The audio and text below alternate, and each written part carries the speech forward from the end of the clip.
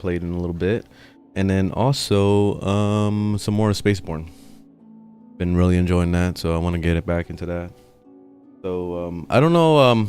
I was on like teeter-tottering between whether or not I want to play Black Desert today. Like I really do, but I don't at the same time because I really want to play the space game. But I don't know. I'm just like, fuck it. I'm just gonna do it all. I'll try. I gotta start working on what is it? Doing my weekly what is it called? The grind. I'm trying to get that infinite potion, and then also I guess after I get the HP potion, I would like to try to do some PvP. Probably start getting into that. Probably gonna suck because I'm running around with the shittiest gear possible, but I'm gonna try it anyway and see how I do. Let me see. So let's start with the dailies.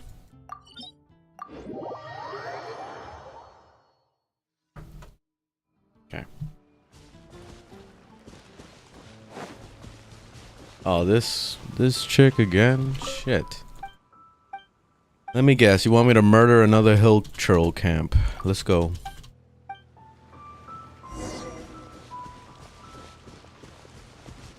You're just asking me to slaughter a bunch of hill trolls. That's basically all we do here out here.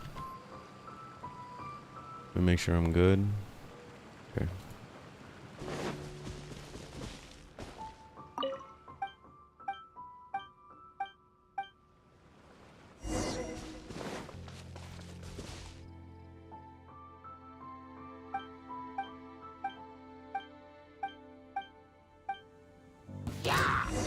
See? Oh, that's all you do, man. Right now, emerge. Right Piss now. them off, and then they want to kill you. I don't blame them.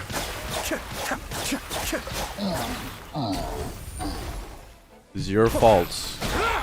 She did this. She made me murder all these hill trolls.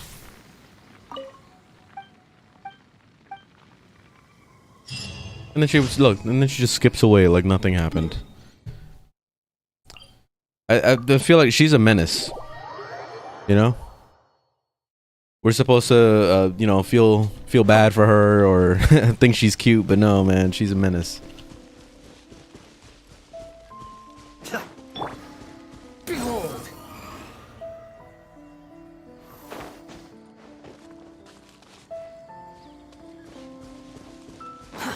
Too slow. Boom, boom, boom. Boom, boom. Emerge. Right here.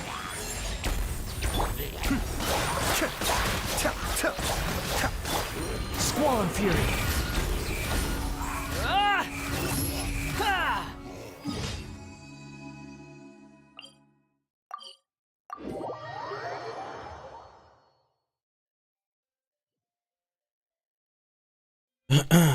Fundamentally speaking, You know, I realized I haven't been running around with Ayaka at all. Like, I really wish I could have a fifth person on the team. Maybe... Shit. I'm just gonna go ahead and continue to use her. Signal. I think she's, like, getting better right now, so she should be able to handle I shit. await your instruction. This is the team I want right here. But the problem I'm having right now is just... her healing isn't that good. So... it's very risky to play this way. But maybe, you know what? Let's try using Yao Yao's healing set. Maybe that would help. That could.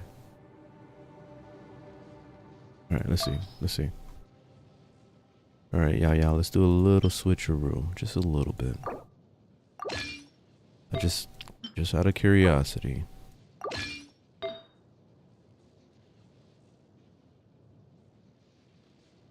Where's Yao Yao? Oh.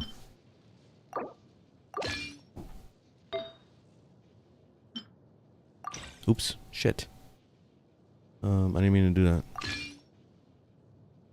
Yao Yao.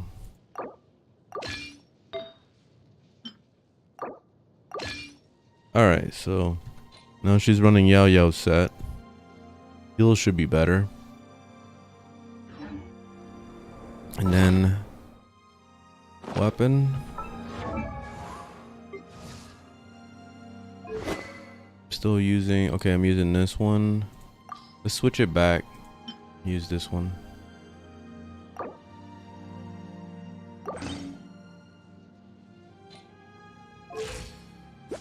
That puts me at, ugh, not very good. Let me see, hold on. Yeah, it's fine. Yeah, let's just stay with this one for now. All right, I'm gonna try it. I'm gonna try. Yeah, the heals are, oh yeah, much better. It's a whole 1,000 more healing. Yeah, that's actually really good. Hey, Azriel. Good morning. Or good afternoon. Whichever time it is for you. Alright, let's see. Oh, shit. Alright, that's a lot going on right now. There's a lot going on. Alright, hold on.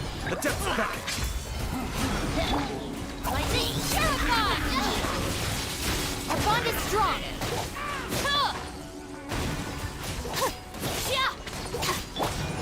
Whirling snow.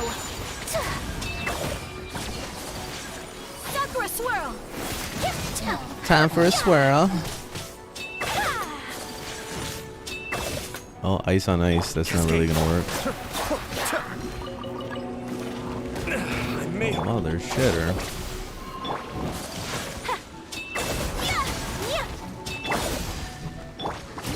Unsightly insects. The wind rises. Attack these guys right here, man. The area I'm facing. I hate when it does that.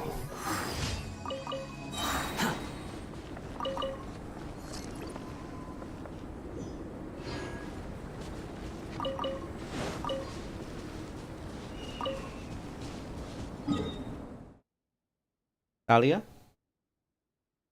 Hi, puppy. I want to make sure she's all right. Girl. Very good. I saw this TikTok last night. The guy was talking about like how to train your dog, like to make sure that your dog always comes to you on command, to always give them a lot of praise. And she's gotten really good. She's really good with knowing her name and coming to me like quick the moment I even mention her name, or even just say D. There's no need to exchange pleasantries. I don't even have to say like the whole name, and she'll come running. Just to occupy silence.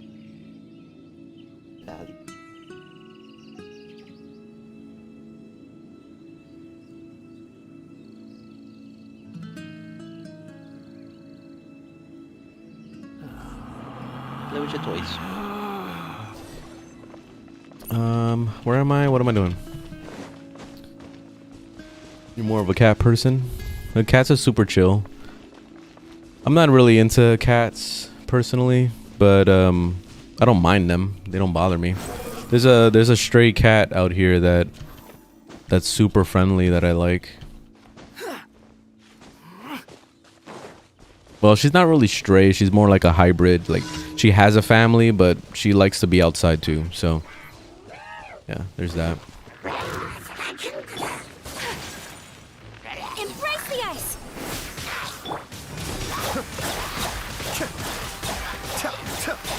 Nice. Oh, that was real good. Real good. Alright, so that's it. Daily's complete. Should be.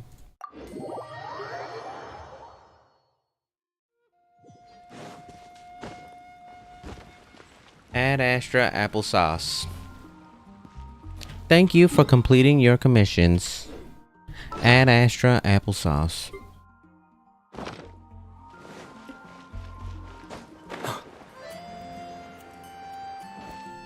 Ad Astra. Thank you for completing. Oops. Ad Astra Abyssos.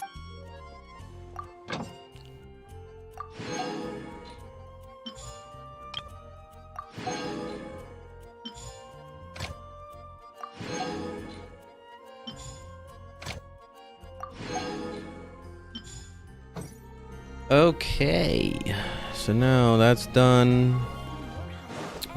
Let me warm up some XP materials. Gonna need it anyway, especially if I'm gonna level up this weapon.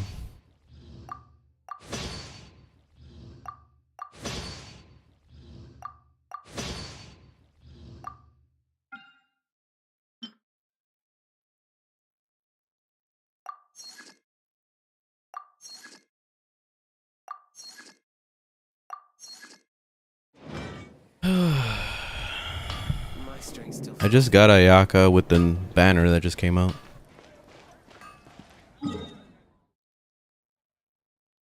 I got her on like the moment basically the update dropped. I was prepping for her for an entire month. Made sure to have I had over 100 fates ready for her. Yeah, so this was like the most prepared I've ever been for a character. I was able to get her to 90 immediately. I got her all her talents set up, like all that stuff. So yeah, it took me probably to the next day to like finalize all her talents because I missed a couple things, but it wasn't too bad. Let's see. So what am I doing today? Let me check. I'm still working on Kuki. She's unexpected. I was not expecting to get her, and I got her in the banner when I was rolling for Ayaka.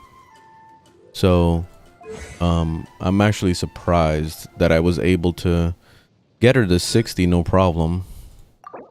So now I gotta kill this shit to get her talents up. I have enough of the books, so I'm good with that. Trying to work on her weapon now. So where do I have to go for this? I don't remember. Okay, this one. So it's the horns. Oh, it's the ice one. I hate this mission so much. This one pisses me off. Let's bring Yao Yao. We're gonna need Yao Yao for this shit. Haven't played since Smash Mouth. I call him Smash Mouth. Nice. That's good. You got her pretty easily. Ugh. Okay, wait.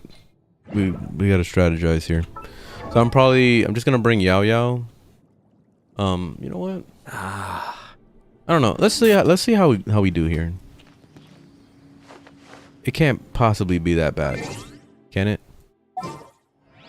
Well, I already know this mission. Like, this mission sucks ass. But whatever. Let's just try it. Let's just try it. If we fail, we fail, and that's it.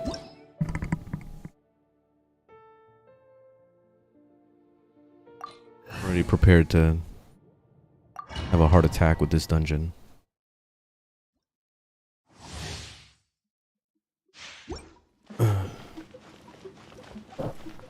I'm gonna see how I do solo, and then we could probably team up.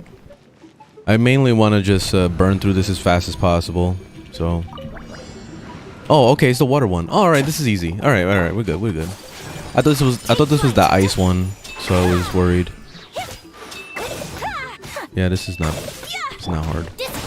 Shouldn't be.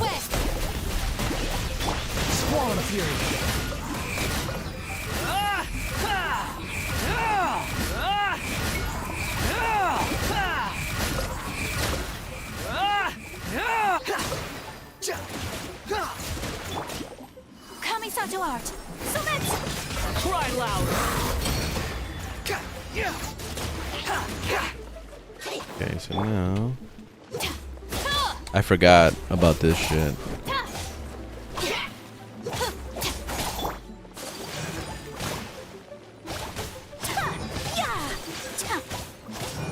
Alright, she does good damage.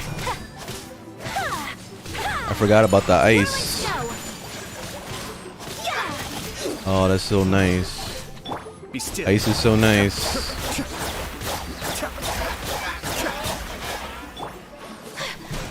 Ah, that's bullshit. Oh, come on with that, man. Stand with me. Lightning terrified. My apologies. Oh, my ability isn't up. I forgot this place gives you like no cooldowns. There we go. All right, this is pretty easy. Yeah, I could burn through this real fast. I just want to get my dailies done, or burn through this so I can move on to Black Desert.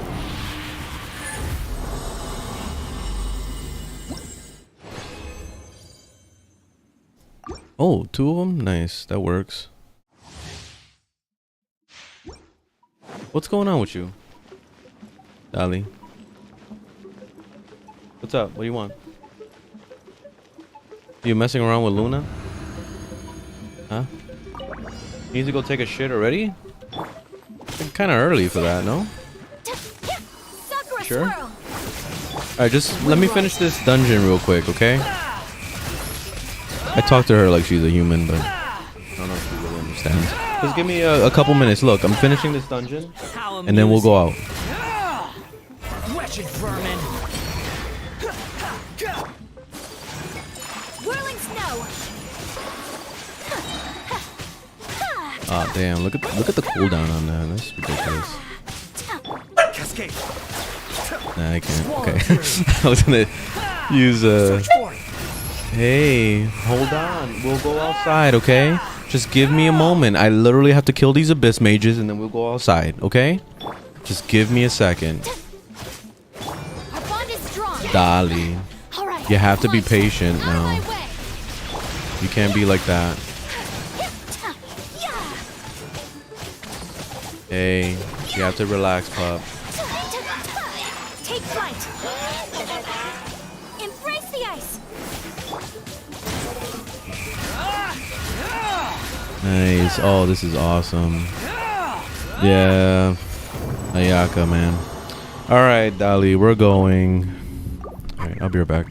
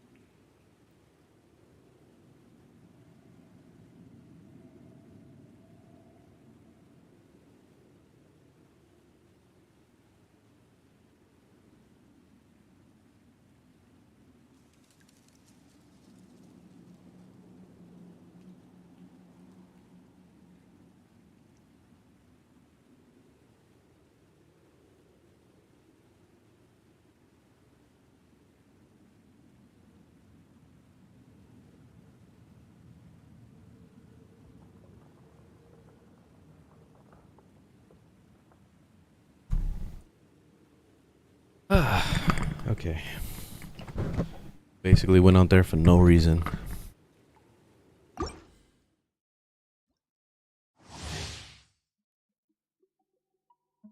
You heard a noise in the dark. I heard it too. We both kind of tripped out a little bit. She wanted to run back home, and I was like, we still got a shit, so we got to figure it out. But nope. She was just too focused on I want to go home. I was scared of that sound. I am done. Like,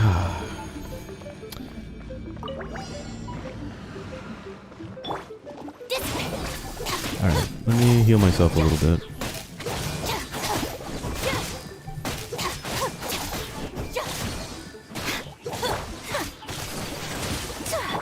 Cry louder. The wind rises. How am I building the Ayaka? I'm planning to get the Blizzard set, the one that's inside the trial. So I'm basically trying to build it just like the trial character, because that's actually better than the one I have right now. Sakura swirl.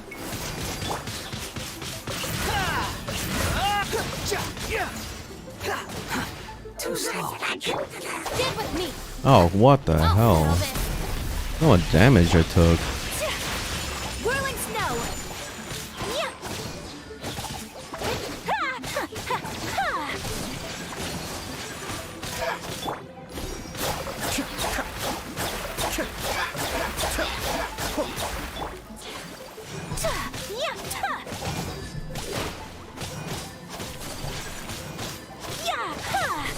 This is great that she has that ability to dodge and give herself ice. That's so good. Oh, you see? Oh, I got an achievement for that too. You see that? I think that was the one where you have to hold them for a certain amount of time. Swollen fury. That's awesome.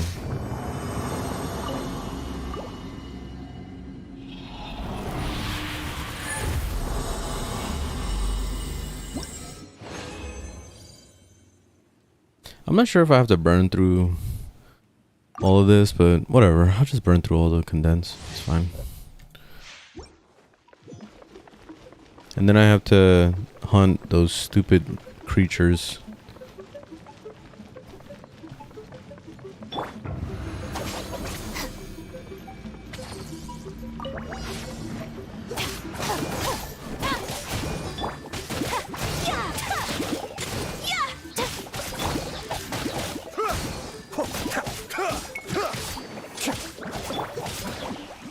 Motherfucker. Twice? Come on now. 3 times in a row? Are you shitting me? What in the hell, man? Oh, here we go. Like, what? Embrace the ice.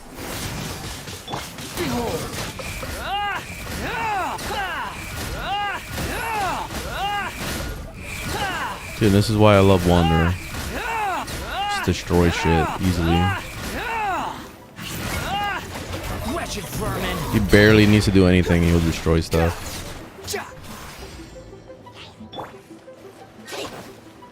Oof.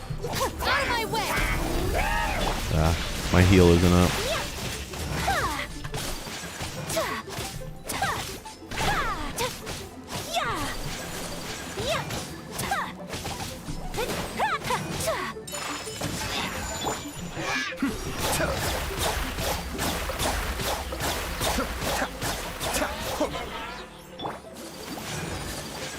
Oh, nice. You see how I got tripped up? Oh, that was great. Sakura swirl.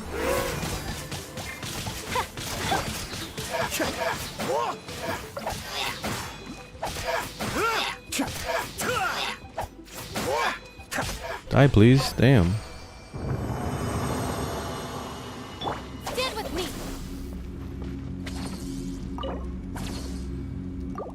Her heal is really risky.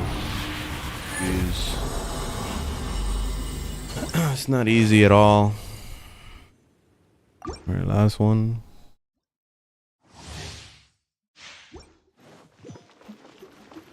Nice.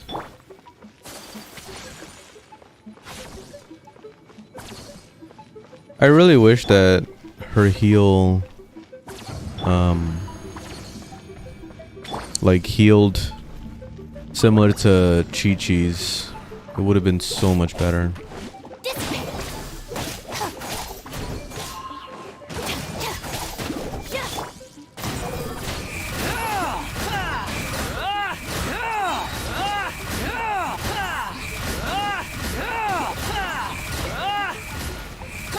Bow your head.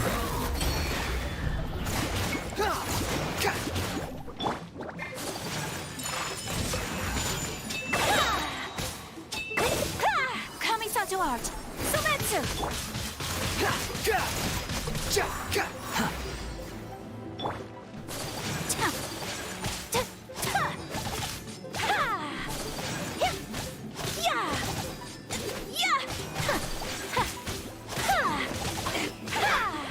Be still.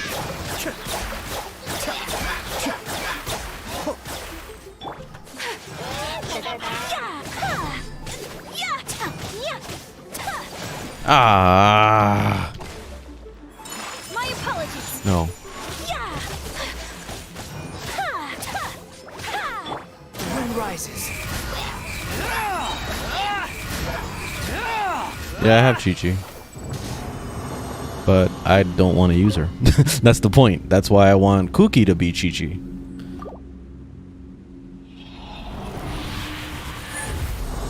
If I could have 5 characters on the team, I would have Yao Yao, Wanderer, Ayaka, Ayaka and Ayato, and Miko.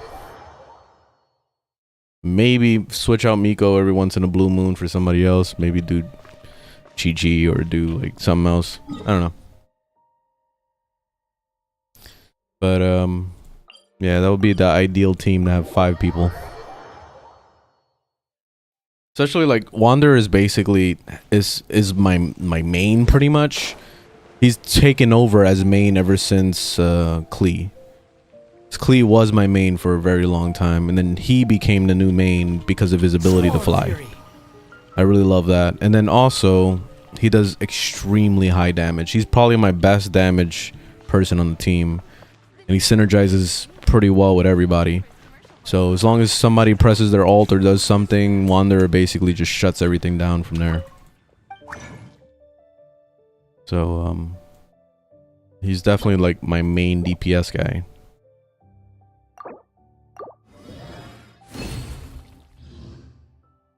So it kind of sucks to take him off the team because I want to bring Ayaka on the team, you know. I miss Miko already, even though Kuki is basically filling the spot of Miko at the moment. It's basically what I'm trying to do with this build at the moment. But it's... I still miss her, you know. She's still good. Oh, I can wait for one more resin to recharge. Actually, let me check to see if I can level up the weapon like I wanted to. Yeah, I should be able to. Okay. Come on, don't require too much, please. We still need to get it to 90.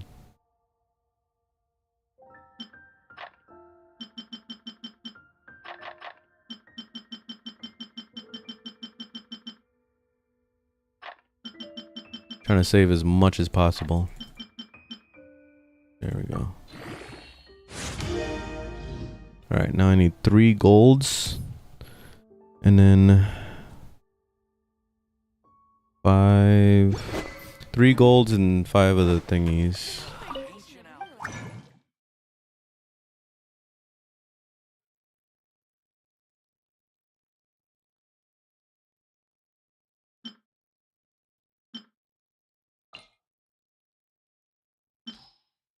I didn't know Ayaka did this. This is awesome.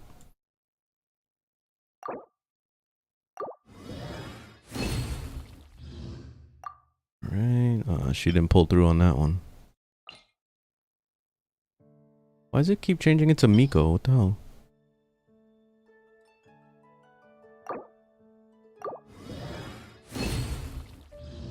Nice. 2 bonus. Nice. All I only need is 3 of these. Dude, stop changing it to Miko. You're tripping me up.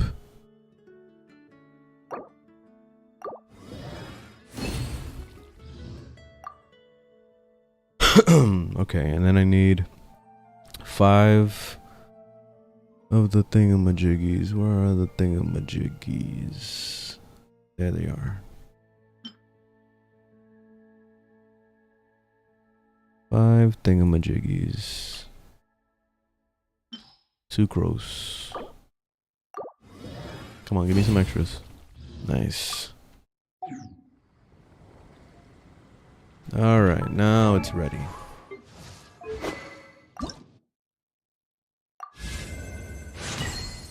There we go. Max it out. Can you get to 90? Will it get to 90? On the next episode of Dragon Ball Z. I never got into that show. I've always thought about it, but then I was like, do I really want to commit my life to watching this TV show? Because it's a lot. It's a lot of episodes. There's a lot of things to cover. It's a long ass TV series. I really don't have the patience for TV series. Not like I used to. I used to be able to just binge watch like The Walking Dead and all sorts of shit. Like Breaking Bad. I loved Breaking Bad. But I don't know, man. It takes a lot of patience.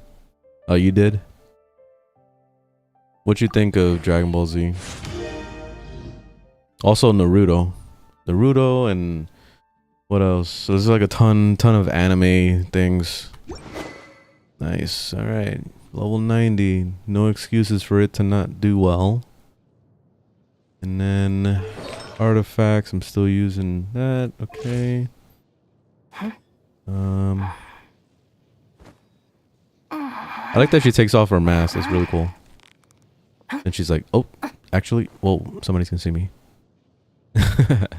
She's cool. I like her. Oh right, I gotta hunt these guys. Let me go kill these guys real quick. Kill as many as I can.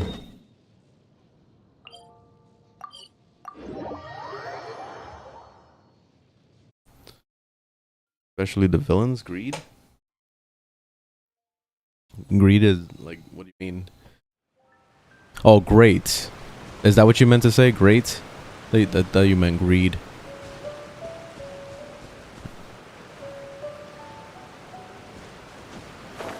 I'm always seeing a lot of memes for that, and also Dragon Ball Z pop up all the time.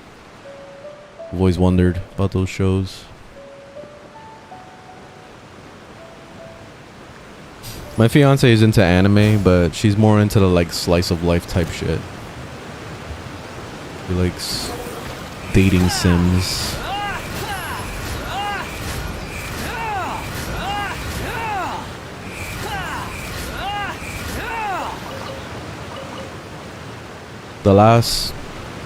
My very first anime that I really like actually saw was the Chainsaw Man. That was pretty much my first anime. Because I tried back in the day to get into anime, and it never worked out. I would probably survive like a couple episodes and then be done with it. But Chainsaw Man was a lot of fun. I like that one. It's a good show. This sucks. Like fighting these guys is probably like the worst. They're always on water, so it makes it awkward. Dude, why are you down there? Look, and then they fly too, so it's even extra annoying. But I can't hit them. How about you come down here to me? Right? Just come down here. Come over here. There you go.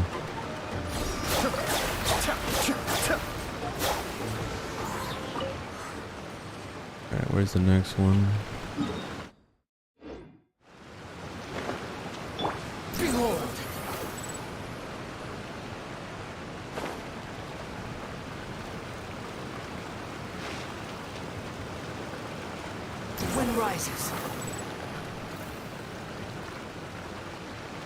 Yeah, I like Chainsaw Man. I tried watching Full Metal Alchemist back in the day. That was another one that I was close to like really liking, and I actually want to go back and revisit it because I remember liking it. I don't remember any of the story at all, but I remember something. There was something about it that I liked, so I do want to check it out again. And what else? Can't really think of any others, but I know there's others.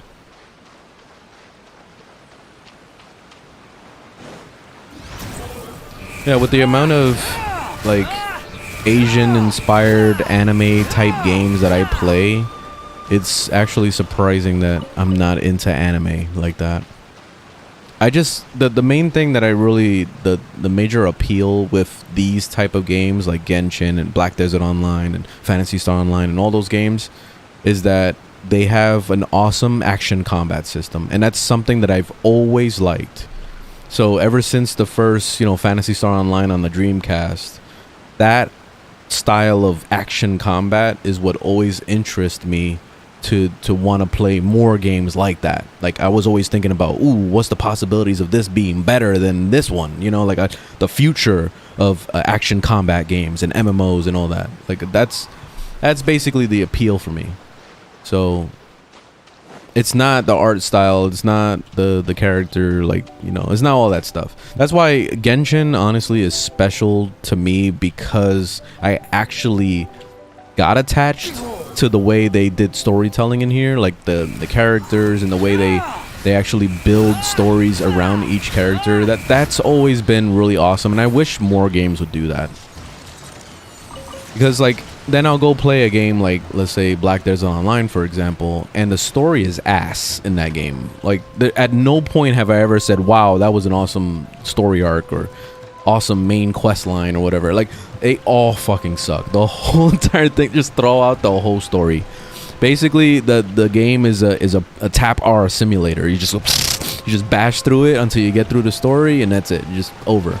But with Genshin, it's hard for me to do that, because I'm always thinking I'm gonna end up missing a valuable part in the story. It's almost similar to the Marvel movies, where each Marvel movie is all dedicated to its own character. You have Ant-Man and you have Iron Man, and then they all come together eventually as the Avengers, and then you see the whole Avengers thing. That's basically how I treat the Genshin story, is like that. And that's why I really wish that more games would try to attempt to do this.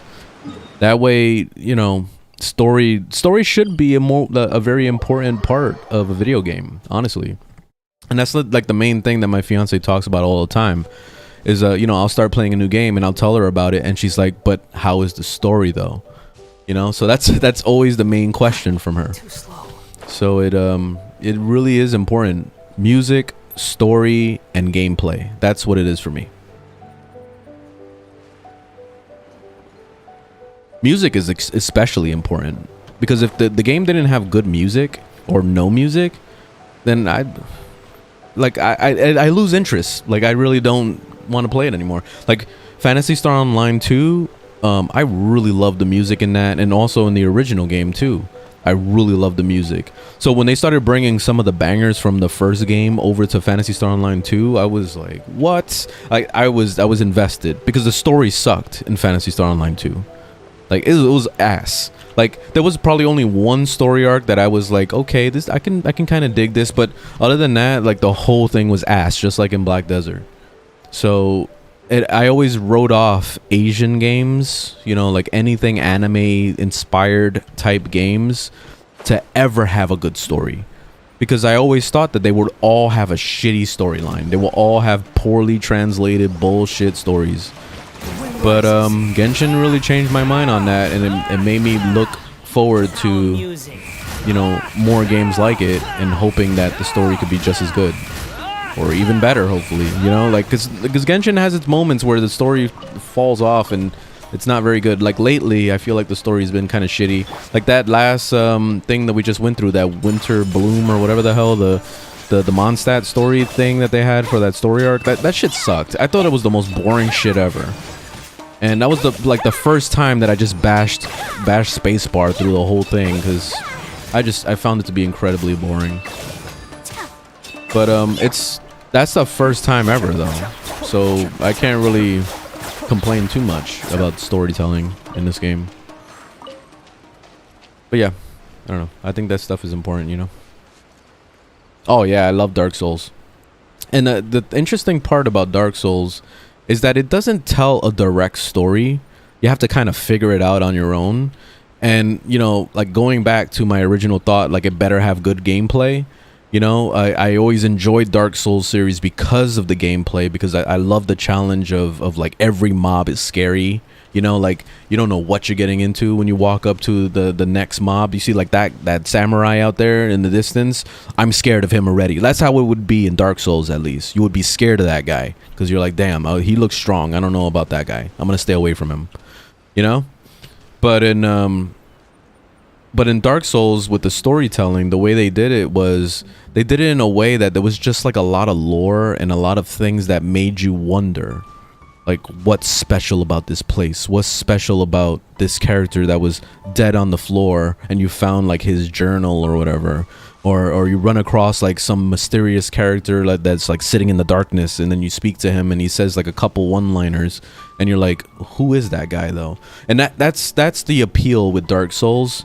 And I think probably the major reasons why I fell in love with Dark Souls as a series, like the whole entire thing, all of it, is because of YouTubers like Apevia that made a bunch of like lore story videos on the backstory of all the characters and all the lore and in Dark Souls and Elden Ring and all that shit.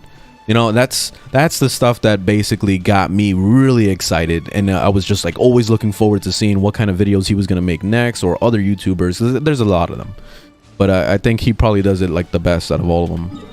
But like that's pretty awesome that basically you bring in the community that really loves the game to do the storytelling for you, which is very different. It's very different, but I actually enjoyed that a lot. So yeah, the Dark Souls is probably like one of the most interesting game series of all time because of that. Just the way they format their story. This is not traditional at all. It's not like you can just you could probably beat the game and still not know what the hell's going on, you know. And honestly, I could say the same thing for Final Fantasy. Like I've never once played a Final Fantasy game where I really knew exactly what was going on. Even though there was a lot of cutscenes and there was a lot of people talking, I still can't really tell you what the fuck happened. Like, you know, like I think the only Final Fantasy games I ever completed in my life was 10 and 8. I don't remember jack shit from 8, and I barely remember anything from 10. So that says a lot right there, because it probably, like, honestly, the story probably wasn't good enough for me to care about it. And I have like really high expectations for story. So it's difficult. I don't know. Especially I don't have patience. Like, so if a story is gonna be shitty like out the gate, then I'm already like not invested, and I usually won't even bother. Like with movies and TV series and all that shit, like, it better be good on the first episode. It better be good on the first 10 minutes. Otherwise, I'm done. GG. What the hell is murdering me? Stand with me. Something is killing the hell out of me. Oh, I'm playing the wrong shit. I meant to be on Wanderer. Okay, I gotta go over here. I guess I'll teleport here. Yeah, I tried playing the remake of Final Fantasy VII. I didn't like it. I thought the combat was cool. I like the combat, but like with a game like Final Fantasy, the big problem is story needs to be extremely like top tier for me, and Final Fantasy VII just didn't do it for me. Dissipate. I don't know. There's just something about it that was just like, you know. Just wasn't really feeling it. Especially, like, you know what's, like, it's super cringy. Because if you really, like, think about the way the characters speak to each other and stuff, and Cloud, how he comes in and he's so, like emo, I don't want to talk to you, I'm antisocial, like, fuck you. Like, he has that attitude, and then all the other characters are all, like, bubbly and, like, you know. all so like very social and stuff, and I don't know, it just doesn't really fit. I don't know, there's something about it that's just like, what the hell, man? Stand with me. I don't like it. Cascade. Which I wanted to see how what my fiance would think about that game, but I'm waiting until they actually finish the damn remakes. I don't understand why they did this whole like episodic fucking thing, other than money, of course. They're trying to milk it for all it's worth. But like this episodic bullshit of them releasing like parts of the whole game is ridiculous, and I don't understand why people didn't get upset about that. I would have thought people would have raged real hard and say, this is not the full game for $70. You know, like I thought it would be like that, but I don't know. Like they're just, basically the fans are just letting them get away with murder at this point. Because like you can go back and you can play the original Final Fantasy VII and you'll get the whole story in one shot. But the remakes, what the hell happened? I don't know. They're falling asleep. I know they got a lot of projects that they're working on, but they shouldn't take on something so ambitious as to make a remake to one of the greatest games of all time, even though I personally didn't care. But like, not finish it, you know? Like, I don't get it. I don't get it. I'm waiting for Final Fantasy 16 because I like the combat in it. It looks good. I never played it, but it looks very good. And it reminds me a lot of like the God of War thing, and that's what they're trying to achieve now. It seems like a lot of developers are trying to push the whole like God of War thing right now, which I don't mind, honestly. But I mean, there's like a limit to it personally, because the thing about God of War is it's a great story. It's just not that good of a video game, if that makes any sense. And I know that's blasphemy for me to even say that. Like, oh my God, you don't like the greatest game of all time? Like, honestly, I don't think it's the greatest game of all time. I think it's the greatest movie of all time. That's what I think it is.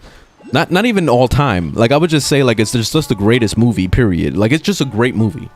Because I could think of many other movies that are like way better, but still, like I like the story of God of War, and you know, going into Ragnarok and stuff. I haven't played through all of Ragnarok. I actually gave up on it, and it was because I was getting bored. It's like the combat feels identical throughout the whole game. You might get like a new ability or something new might happen in between, or you play as Atreus, which I actually liked playing as Atreus. I thought it was pretty cool, even though a lot of people said that they hated it, but I liked it. I thought it was different. Like it kind of changed up the play style a little bit. Quit following me. But like playing as Kratos, like it's always the same shit. You throw your fucking axe, you chop them down with the same button, you like tap square or whatever the fuck the main attack button is, and then maybe you'll throw in an extra little ability or do something in between. Like, but it's boring. Like it felt like Genshin combat, but like, I don't know, like I was expecting more from it. I don't know. There's just something about it that just I didn't care for. So yeah, that kind of bothered me. But yeah, like I would like to see the story. Like I'm almost tempted to just watch the whole Ragnarok story on YouTube just to see it, you know? Like I don't want to play the game. I'll be completely honest. Like I don't care for the game. It's whatever to me. I just like the story. That's it.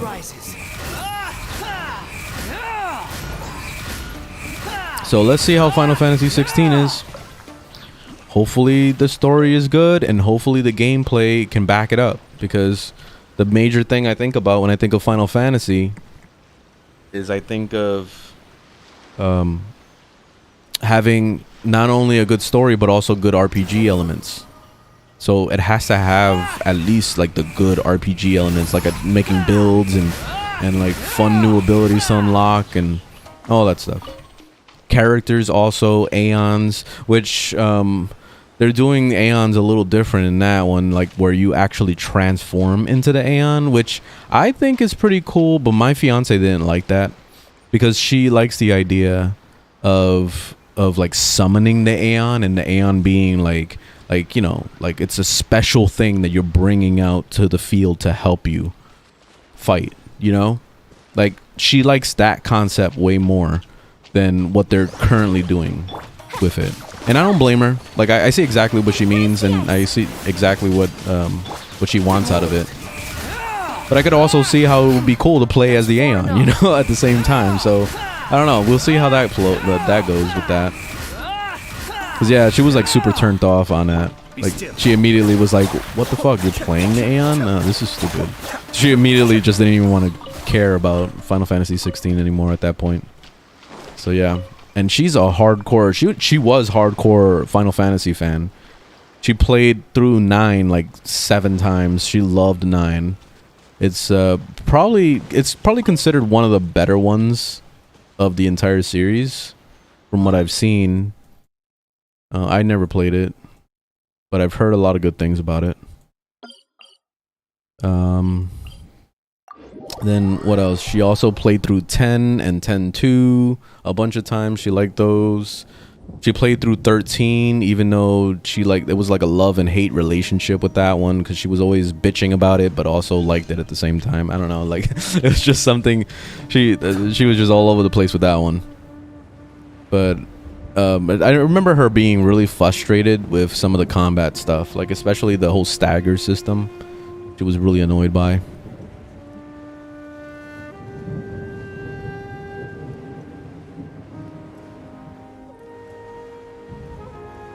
Yeah, I'm trying to think of... Mainly, my fiance is into like a lot of old school stuff. That's what she really likes. She likes, you know, Super Nintendo games. She never played Genesis, which I was surprised, because they have the little emulator now on the Switch where you can play the Sega Genesis stuff. Which I'm surprised that Sega is that close with Nintendo. I'm actually curious as to whether or not they might bring Dreamcast or something in the future. That would be interesting. That would be nice, actually, if they brought like Phantasy Star Online and brought the online component back on for the Switch. I mean, they did have it on the GameCube. I remember buying a GameCube just for Phantasy Star Online 2.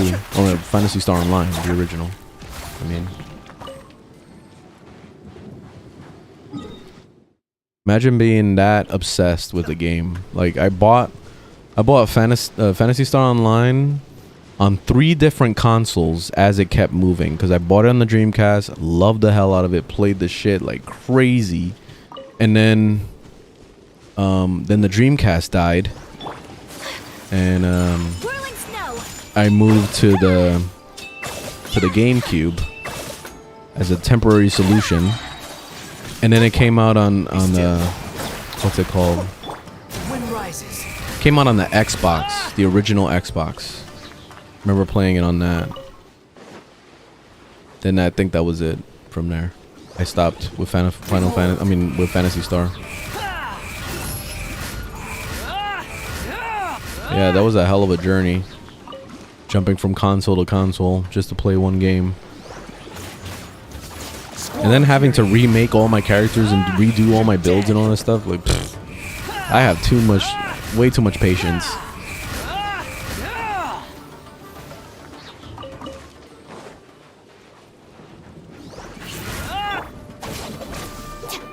Oh, let's see how this weapon is now.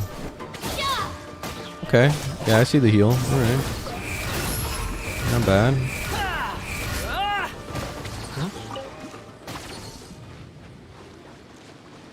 Up here. Stand with me.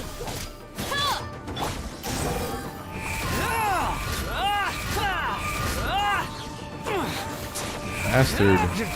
Oh my god, are you kidding me? Cry louder. Cascade. Are you kidding me?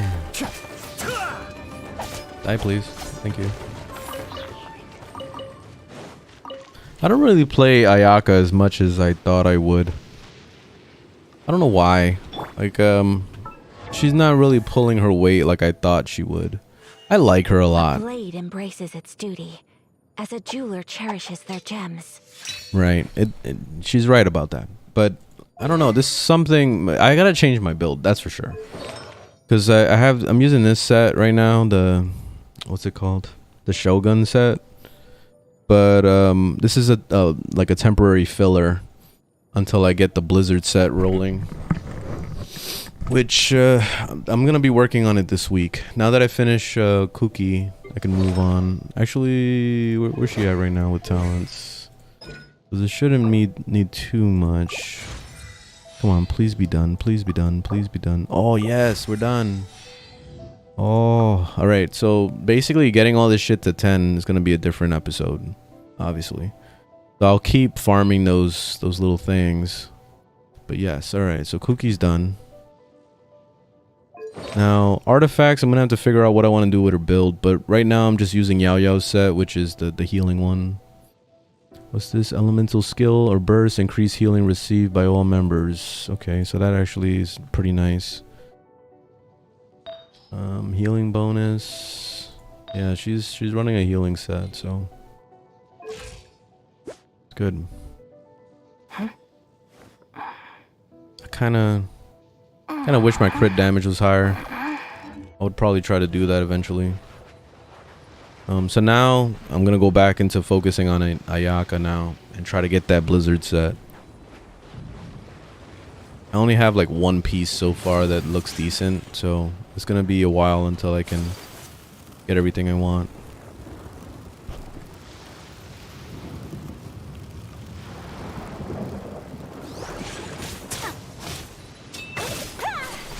See, she doesn't have the DPS yet. Ayato is definitely my DPS. Between Ayato and Wanderer, they're both my DPS, and then Ayaka is now just like a ice amplifier or whatever. Like that's all she does, and then she gets me across the oceans like this. So that's nice. Ah, they're water resistant. Wait, when did? What the fuck? They're resistant to everything.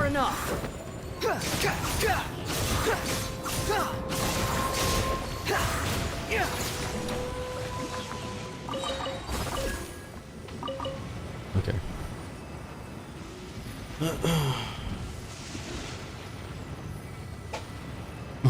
Oh, so your build is good. I've never had a character go over 200% crit. Actually, not even over 170. Like, I think my highest is like 170. Let me see where he is. I don't even remember. He's only at 110. Realized. And he's my best character, and still, he's not even that good. Let's see, Ayato has probably the best build out of all my characters. 139. That's not even that good. And this is my best build. I have too much HP on him, and that's probably why. If I lower his HP and get some more crit damage and stuff like that, then that would be nice. But it's not something you can actually do, you know? Like, it's all RNG, so you gotta pray to God that you get the right sets. Sadly. Ah, can't do ice damage. I mean water. My apologies.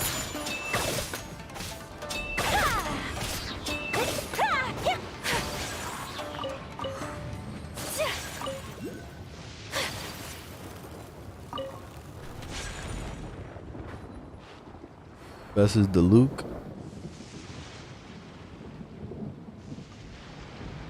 How do you focus on all that crit damage? Is it because your weapon? Probably, right? Yeah, because I forgot that the weapon I'm using is not very good. It's energy recharge, which it works with this current build, I guess, because then my ult is up fast, and then also what's it called? My ult is up fast, and then it also, this set buffs the damage based on energy recharge. So that's the main reason why I'm just kind of playing with this set at the moment. But I'm replacing it.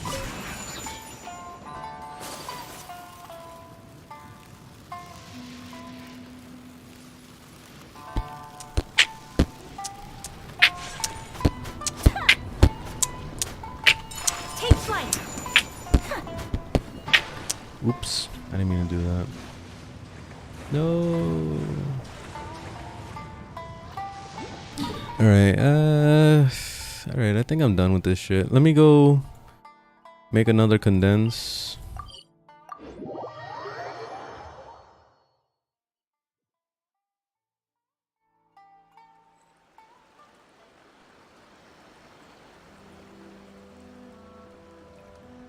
I think it's time for me to move on to Black Desert. Play a little bit of that.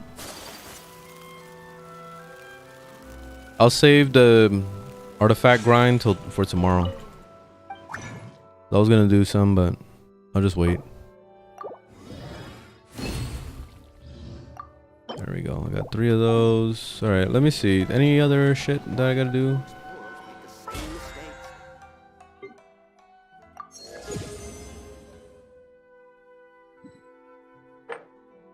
Weeklies. All right. Create 10 furnishings. Yeah, I'm not doing any of those things. All right. I don't even bother with the card game anymore. I don't care about it. So this is a day. I'm not gonna do it. Travel. I'm not gonna do it unless I want to. All right. So GG. Be Genshin. Move on. Black Desert time.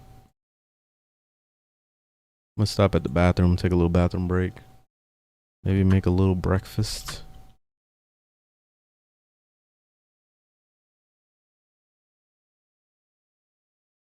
Alright, so we are playing. Trying to get the infinite potion.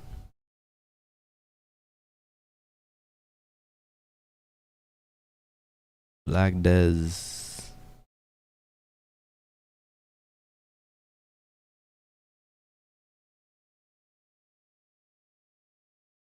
Black Dessert online. So much desserts. I gotta finish Hogwarts, man. You see, like, see how I just move on from games and I just forget to finish shit? Like, if, you know, I do reviews on all the games that I play, and I made my review on Hogwarts like a month ago, and I still haven't finished the game. And like, I get people that tell me like, oh, well, you got to finish the game first before you can make a review. There's no way you can make an actual opinion on it unless you finish the game. And honestly, like, you can totally make an opinion before you finish a game, because I base a lot of it off of gameplay and like the features that it has, the replayability. Like, do I want to come back and continue to play it? That's basically the stuff that I think about, and that's what goes into my rating pretty much. And I considered Hogwarts to be like a masterpiece level game. Like, it's very good. There was probably like a couple things I didn't like, but yeah, I thought the story was awesome. Like, I do want to go back and I want to play it. I got tied up in freaking MMOs now, so now I'm playing Black Desert again, and then also between that and playing Genshin, like, it's kind of hard to have time for all of that. Especially with Black Desert. Like, Black Desert is an actual MMO that actually requires time. And then also City of Heroes is another MMO that I was playing a lot of, which I haven't played that in a while. Took a huge break. What am I playing again? Yeah, I'm playing with her. I was grinding. I think I could probably go and grab the weekly. I'm trying to think of what I'm gonna do. Oh, and I should burn my energy. Whatever. I'm not gonna think about all this shit. I'm just gonna go and grind, and that's it.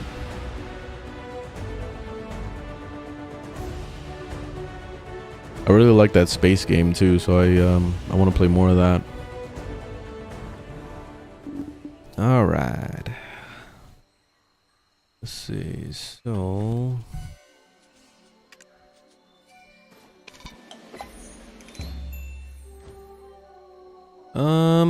All right, so I'm over here, right? I could probably go get the weekly.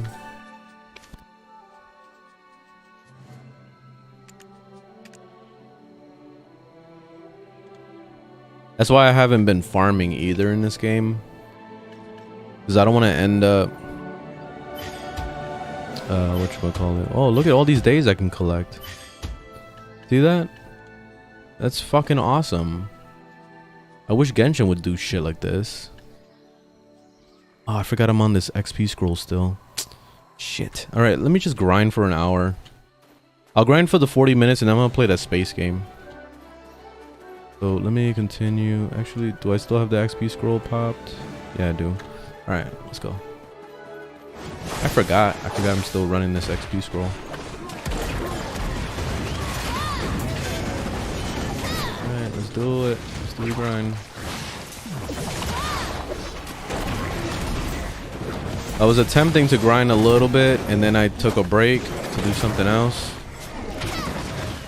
And I really love that this game, you know, when you take a break and you pop an XP scroll, it pauses it so that when you come back, you could be able to continue using it. That's so good. The only other game that I know of that actually does that too is Phantasy Star Online.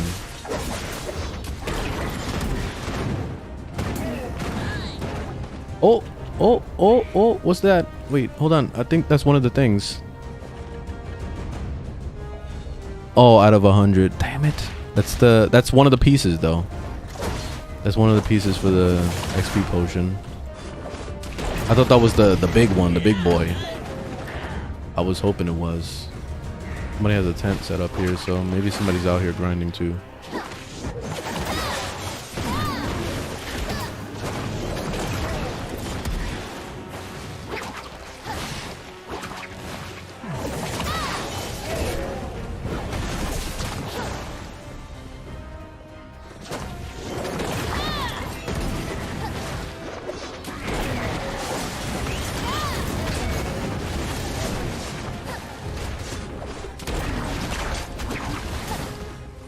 Whoa.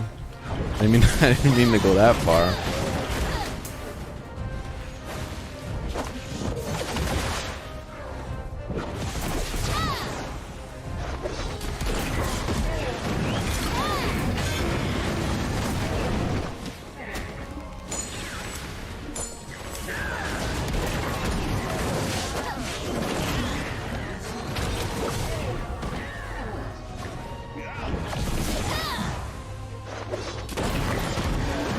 There's something so satisfying about the combat in this game.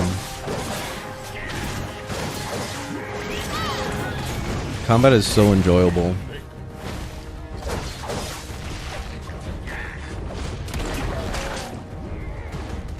Oh yeah, there is somebody else here grinding. Oh, there's two guys, actually. I think they're chasing me.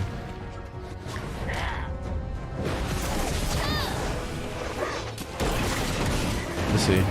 There's two guys, so I'm gonna back off just to see what they're gonna do. Because if they're gonna PvP, then I want to be ready for it.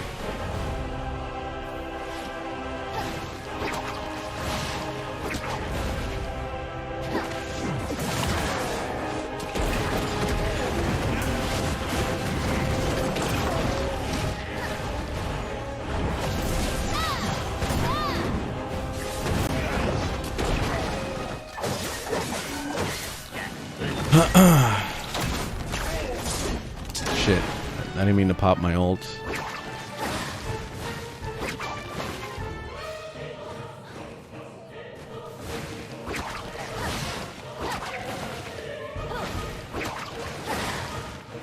Yeah, she's chasing me. You chasing me?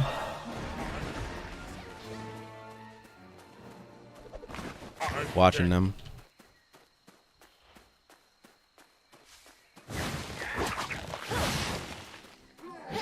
Trying to see what their path is too.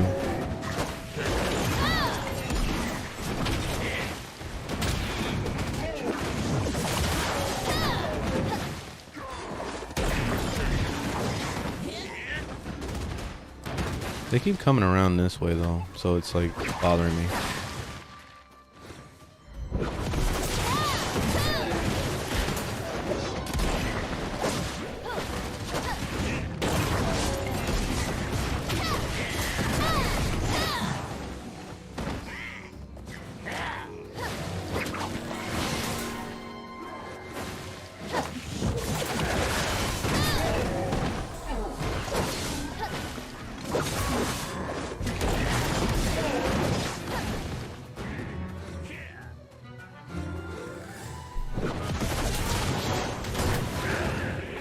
Oh, I didn't know that was ranged.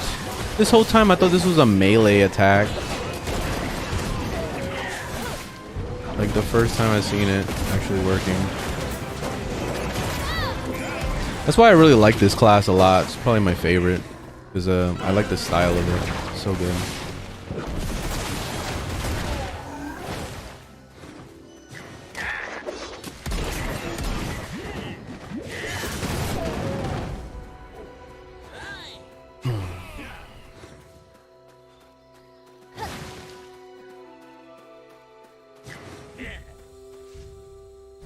How big is this grind spot? Because why are we only seeing these guys all day?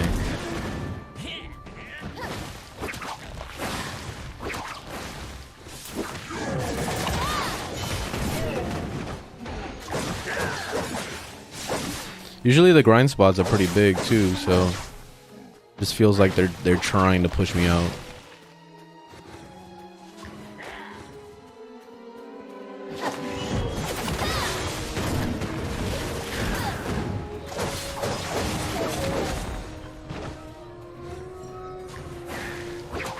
Let's see. See, there's a bunch of mobs here.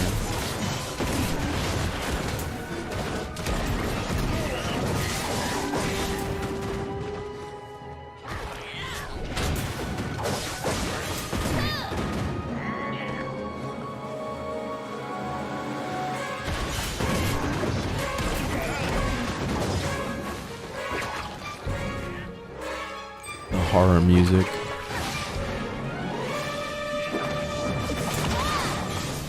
So dramatic. You know, this is the main reason why my fiance doesn't want to play this game. Because the music is too dramatic for her. She's like, God, it's too hype. I don't know about this. Like, it's good, damn it. This game has a good soundtrack too.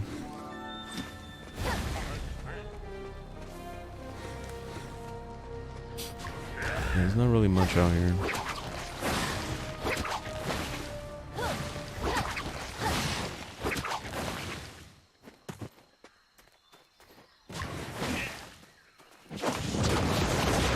Damn it.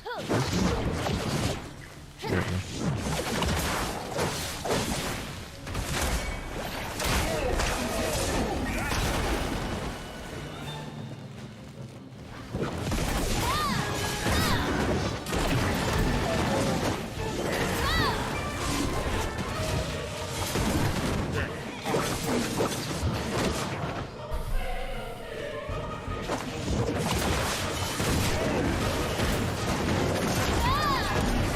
If you never played this, then if you ever decided to play it, there's a lot. This game is huge.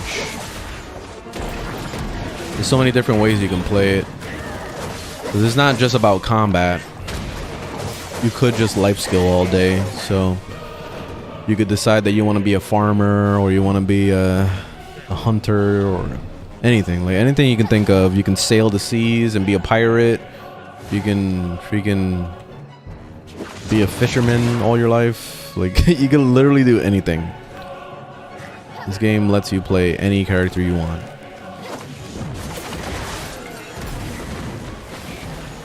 I forgot how to heal. Oh, right. Okay, I remember the button now.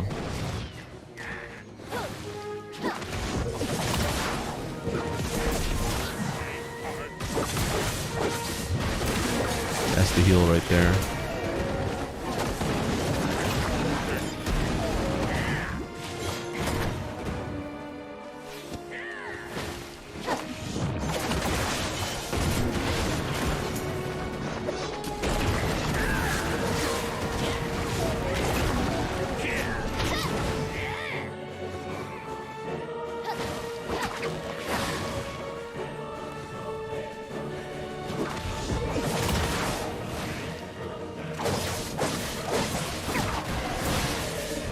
Jesus Christ. Whoa, that's a lot of mobs.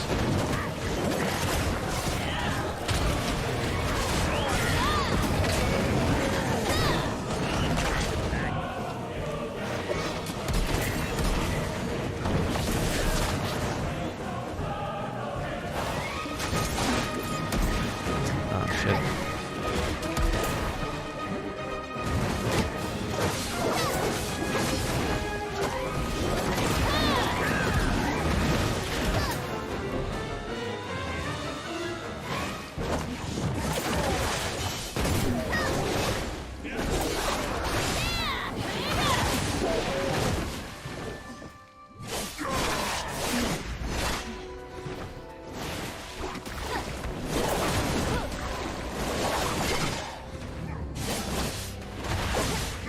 Alt time.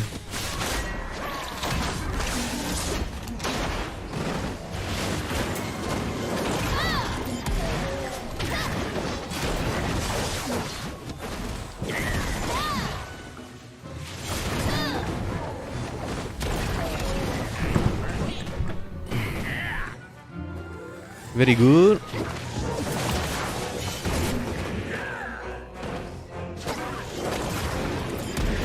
It's a nice little spot. So I'll just come back up here, go back down the ramp. Kill the rest when they respawn. So they're already starting to respawn. This works.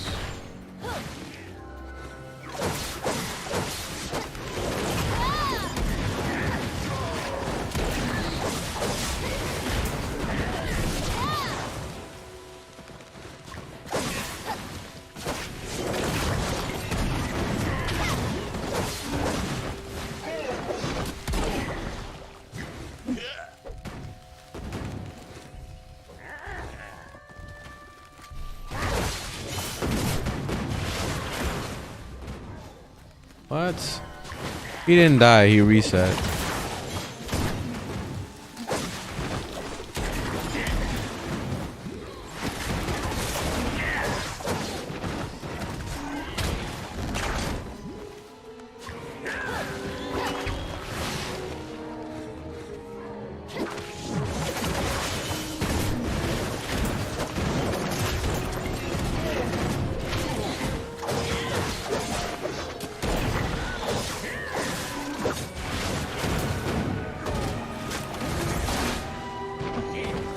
Rumbling earth.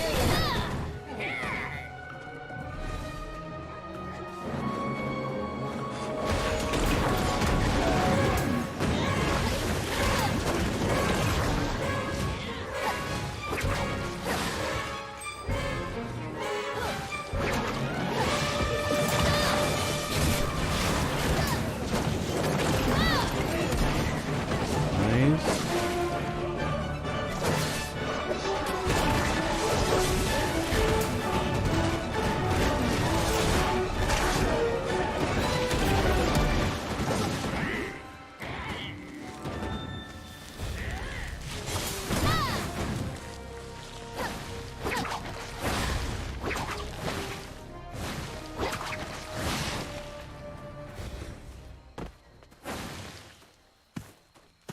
I don't know if this is effective to do all this stuff, so I might just like turn around and go back next time.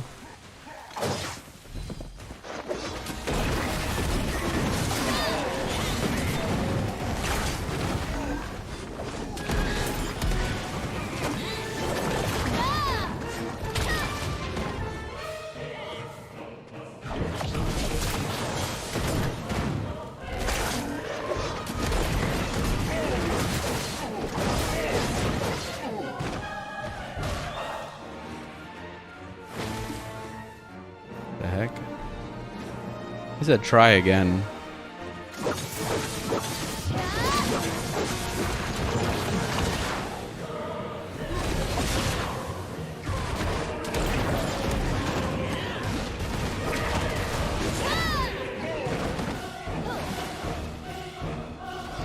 think it was down E for the heal.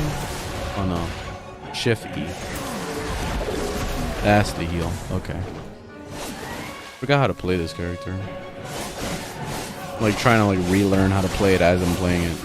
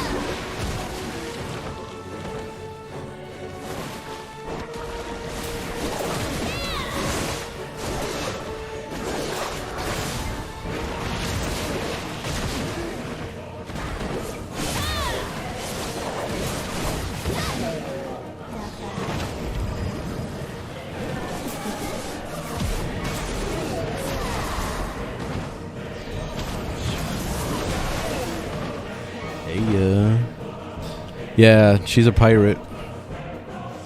She's also a mermaid. She's a pirate mermaid.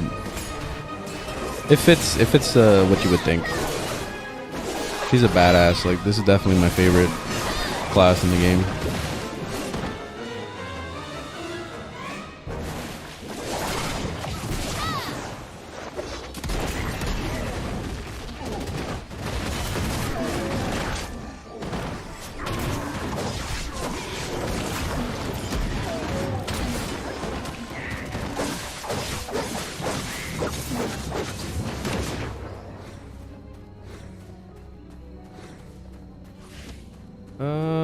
I got 25 minutes left.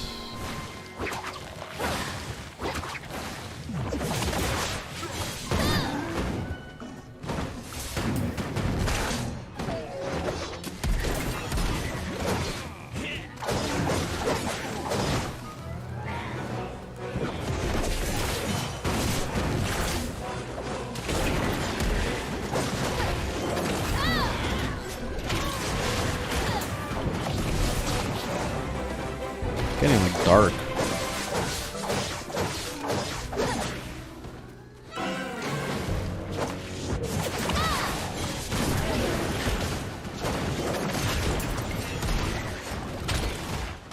And give me the drop. The drop.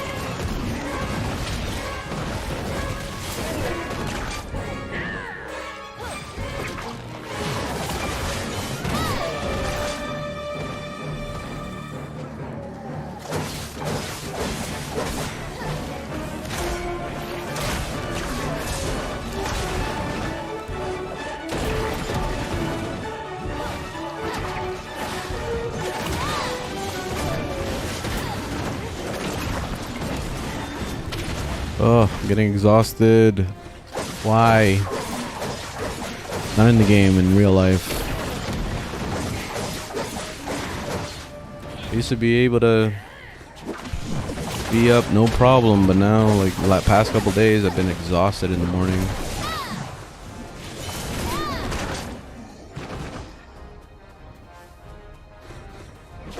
Which, by the way, last night was horrible with DoorDash. Not only was it slow as shit, but then at the end of the night, they had a huge outage. So I went to BJ's at the last minute because they closed at 9 p.m. Went at the last minute to go pick up a couple things. I wanted my White Castle cheeseburger, and my fiance wanted some bars, some like snack bar things. Well, anyways, I walk in there, and the only card that I have money on is DoorDash card. So I go to check out, and I usually lock my card, so I have to go into the app and unlock my card because somebody tried to steal my credit card or my debit card. They tried to charge at it was a couple places actually. It was at a Wawa, and it was also at what's it called, Walmart. So I always decided to just like lock my card from then on, because that DoorDash card, man, is super unreliable bank. You have to call basically the DoorDash support in order to be able to do shit. But anyway, whatever, that's a different story. But I couldn't unlock my card because when DoorDash went down, my my damn card also wouldn't work either. So the bank was down and also the DoorDash app was down.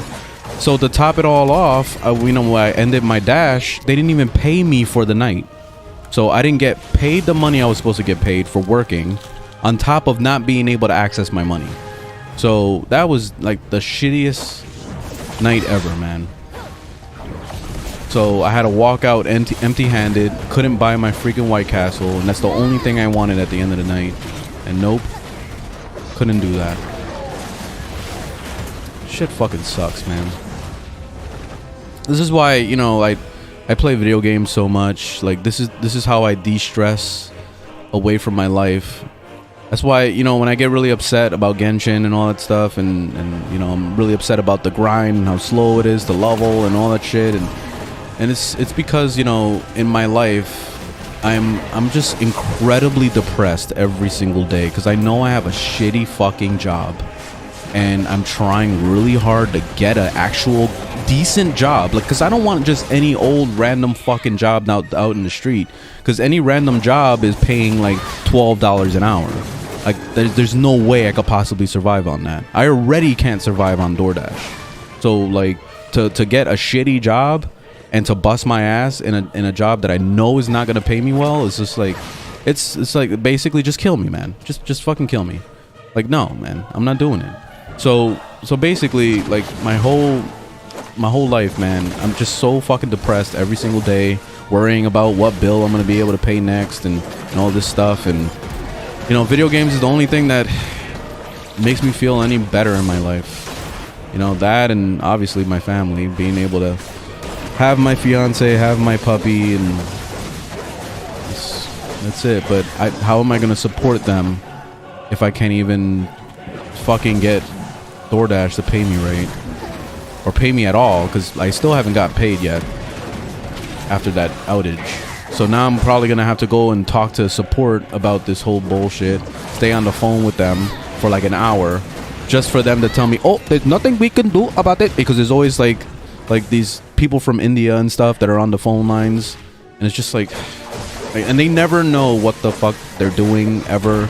They're always reading out of a script, and I understand the pressure that they're probably dealing with right now, and I'm not, like, you know, being a dick about it, but it's still like, it's multi-billion-dollar corporation and can't even get their shit right. A shitty ass app that barely works, and when it does work, it like works just enough to be able to make them money but make me shit. So like it's it's hard not to feel some type of way, you know?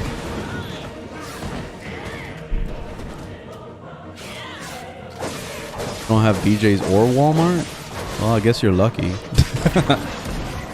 Well, those places save me money, but honestly, like, if you can do better than those, then that's good.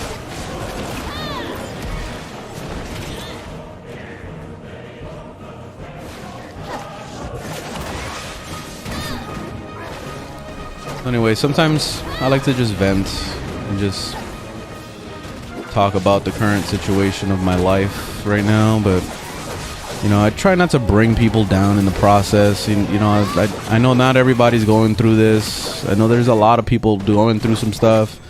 Like even yesterday when I was doing deliveries, there was this guy that he had a big sign and he was trying to get, you know, some money. And he was there with his son, and he looked like he was dressed normal, you know, and he had a car and everything, so he could have totally worked. But on his sign, the interesting part was that he was saying that he's working 2 jobs and he can't afford his rent, and all he's asking for is $1 at least. That's fucking sad, you know? Like, I'm in the same boat. I'm in the same exact boat. But so there's nothing I can help with.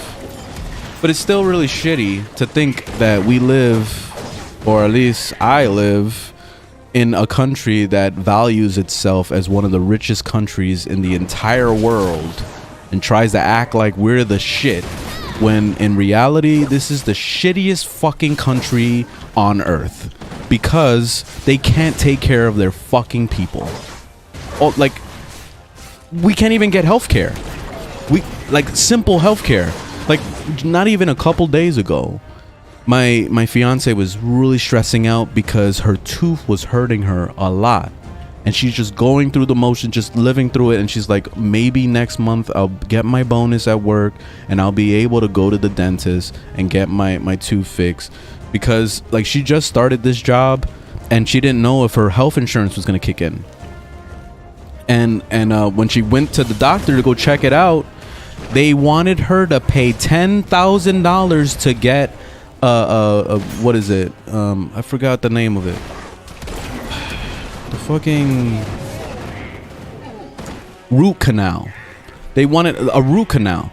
$10,000 for a root canal. And she was like, oh, fuck that. So then we went to a different place, and then they said, oh, we'll do it for $2,000 actually.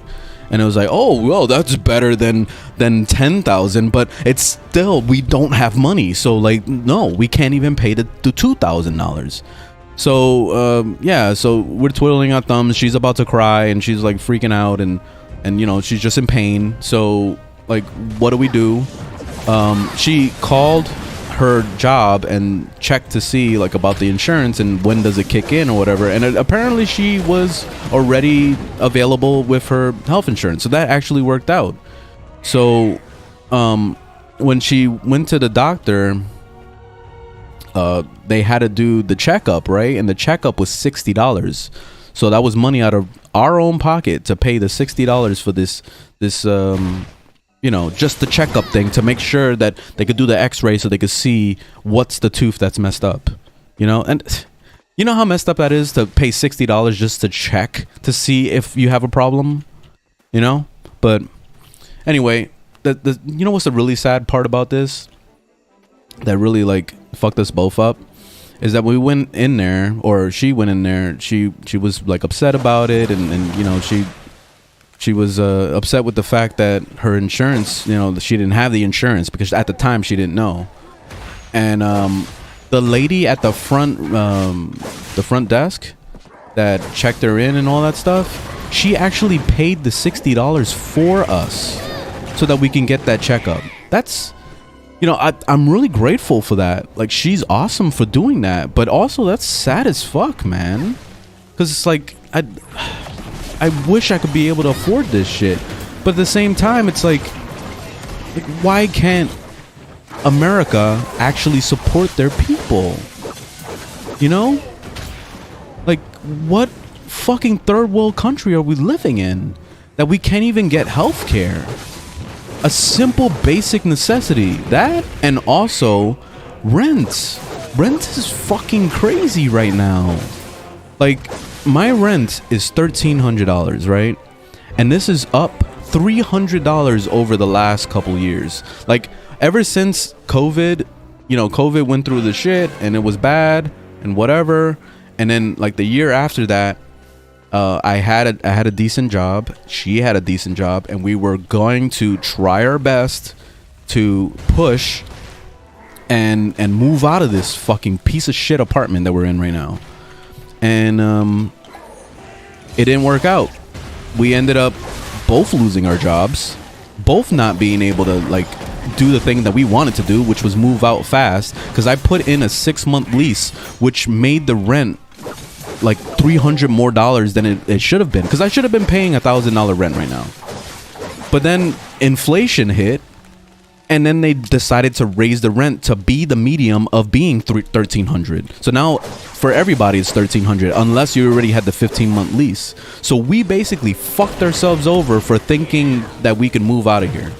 So now I'm still behind on my rent, by the way. I still haven't paid rent, and we're a month late, and we're going into the next month, and now I'm gonna owe 2 months rent. So they're already been trying to evict us. Like, they've been putting the door things on the door. I've been talking to the office, and they're pieces of shit. I fucking hate the office so much. I want to take a Molotov cocktail and burn the fucking place down. That's what I want to do. But I know that doing that is not good, because then I'll end up in jail. So like, yeah, like, well, but anyway, that's a different story. But like, I'm really frustrated. I'm really depressed, and like whatever. I just don't even want to think about it anymore. But yeah, anyway, after spending $60 on the goddamn thing, well, the lady that spent the $60, she realized that, you know, we had insurance and it was going to be fully covered. So she called them back to tell them to, you know, get it covered, and then she can get reimbursed. And the lady at the front desk said that, oh, actually one of the other ladies that left, that went home, paid for that amount. And she was just like flabbergasted basically, and so was I, and we were just like, felt real bad about it. But at least she's gonna get her money back because the insurance is gonna cover it, so that's good. But yeah, that was really shitty. And then when she went to go get her work done, they covered a majority of the work that needed to be done with the insurance, but we still needed to pay $300 out of pocket to be able to do that. That $300 was towards our rent, by the way. So now I'm still short on being able to pay this fucking rent. And they're already been expecting it. They're expecting it tomorrow. I'm gonna have to call them in the morning and fucking tell them another situation that we're going through, because they don't want to hear shit. This office has been absolutely fucking ass about the whole situation. Shit, like especially the manager there doesn't want to hear a goddamn thing. I told them that we had car issues. It cost me literally $700 fucking dollars to fix the car issue, and I need it for DoorDash, right? I need it to work. And yeah, like she didn't give a fuck. She didn't give a flying fuck that I went through that. So yeah, she's like, yeah, you still owe me rent. So here's the deal. I'm giving you 2 late fees. So $200 late fees, right? $200 on late fees. So I'm paying a $1,500 rent now for being poor. You know? I'm already paying too much for this stupid apartment. A rat-infested apartment, by the way. We still have rats in an apartment. I've called them several times about this. They don't do jack shit about it. On top of that, the air conditioner barely fucking works, because especially going into the summertime, this building just like generates heat. So like the air is working double time to be able to cool this place down. So my energy bill ends up being like $300 a month every month during the summer. I hate it here during the summer because it costs so much money just to like be somewhat cool. Not even that much, because at the end of the night, like we'll fall asleep, we'll go to sleep or whatever, and we're going to sleep to 80-degree house, because like it takes all night long for it to cool down to like 70 and stuff. And it doesn't even, most of the time it doesn't even get to that point. It'll probably at the most get to like 74 or something. So the fucking air is horrible. The only time it's ever good is during the winter time when it's like cool-ish, because you know, here in Florida it doesn't really get that cool. At the most you'll probably see the temperature go down to like maybe 50. Like if it's extremely cold, that's when it's like, holy shit, you got to get your jacket. Like that's that's basically what it is. But I hate this place. I don't even know, man. I don't even know what to do anymore, because it seems like everything I try to do just never works. So it's really hard to like want to be alive sometimes, you know? Like I even my fiance does the same shit. Like she'll say like, why are we even alive right now? Like this is the worst time to be alive. Like you can't even buy a house anymore, because housing is so expensive. It's impossible to own a house. Remember, the American dream used to be about getting the house with the picket fence, with the whole family and the fucking 2 different dogs and, you know, all that shit. That's just unachievable now. You have to basically be extremely privileged and extremely lucky to be able to achieve that now in America.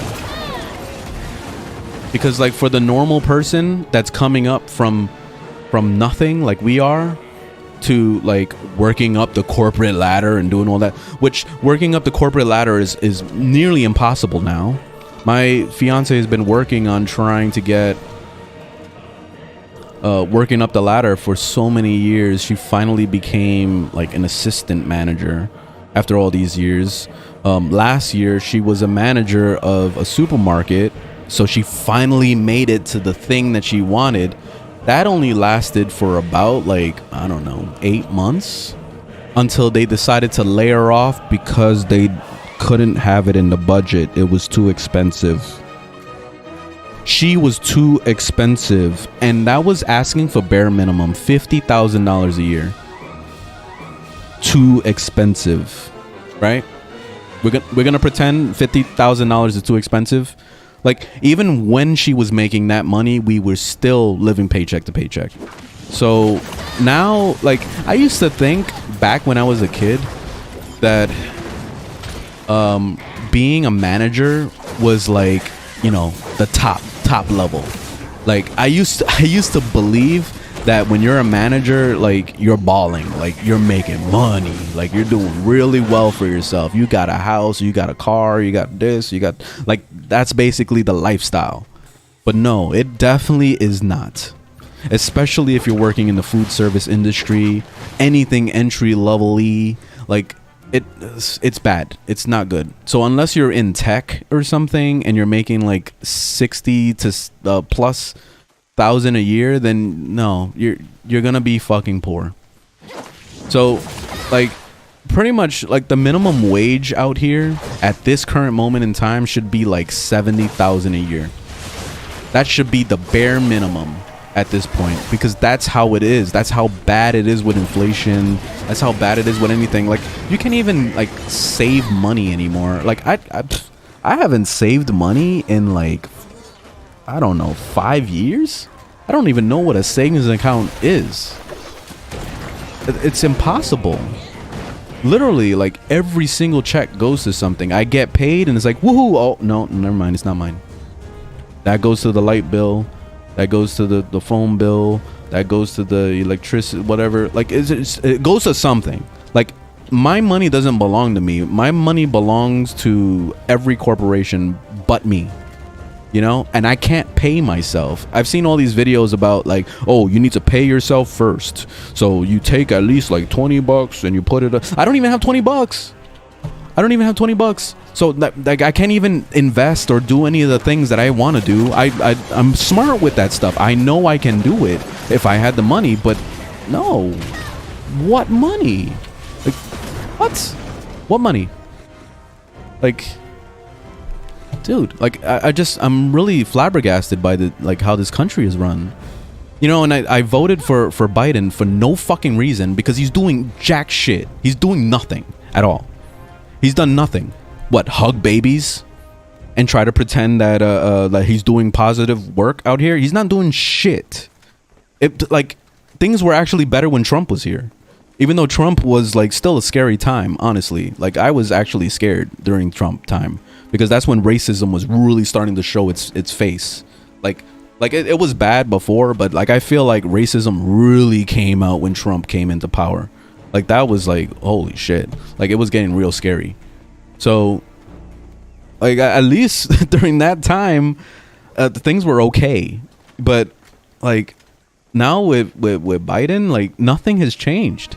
Actually, things have only gotten worse, of course, because of inflation. But that's something that obviously can't be controlled, because it's all fucking corporations that are in control of that. And that's why I've always truly believed that presidents aren't in charge of the United States of America. They have nothing to do with anything. Like, what's really in charge of the United States of America is the corporations, the 1%, the ones that are the multi-billionaires of the country, the Amazons and the Walmarts and all that, all of them. They are the ones in charge of this country. They have all the power. So when they decide to raise the rates on everything, we just have to figure it out. And that's it. And they're not going to pay us more. They never do. Like, you think the people working at Amazon are making a great living? Like, they're making absolute bare minimum. Like, probably even less, because most most times, like I worked for Amazon. Like, I don't know, maybe that was back in like 2017. It was a shithole. The whole thing was a shithole. Not only do you have to work your ass off, like hustle hard, like it's like moving boxes and scan, like everything was just a super fast paced environment. And then I was only getting paid $11 an hour at that time, and I was back in 2017. Like, what do you do with that? And then to top it all off, they basically force you into like a part-time, because they basically judge everything based on time. So like they'll put you to work overnight shift or whatever it is, and you're like shipping, like getting the boxes ready for the shipments in the morning, and they hustle so fast just so they can save money for themselves, because I would basically work like 4 hours a night. So by the end of the week I only made like 24 hours, and that's not even a full-time, you know, hourly rate. So I'm coming home with like a couple $100, and that's it, like after taxes and all that shit. So like, no, I never had money. I was still broke. So working for a multi-billion-dollar corporation, and I can't even be prideful of it. Like, even when I was working at Disney was a little bit better. I was making 14 at Disney, but even then it felt like it was just too much work for the amount of money you're getting paid. It never felt right. It's just like, basically it's just slavery. That's all it is. Like, the whole fucking system is all based on slavery. But it's even worse when, like, you can't even save a dime towards getting a goal. Like, you know how like you'll play Black Desert Online and your goal would be to maybe get the infinite potion or whatever, like I'm doing right now, trying to work on getting the infinite potion. But with real life, my goal would probably be to maybe buy a house or buy a condo, or I would rather buy a condo than a house, to be honest, because I don't want to have to deal with, you know, all the bullshit of a house. But anyways, like, I can't even work towards that goal, because like what money are you saving? Seriously, like it's almost impossible to save money. It's impossible to save money in this country. So like, even back then in 2017, like, pretty much, like, if you're not living with somebody, a roommate or family or whatever, then pretty much it's absolutely incredibly, it's like you're basically playing Elden Ring on a harder difficulty when you try to move off on your own and live your own life. You're punished for it. You're playing real life on hard mode, you know?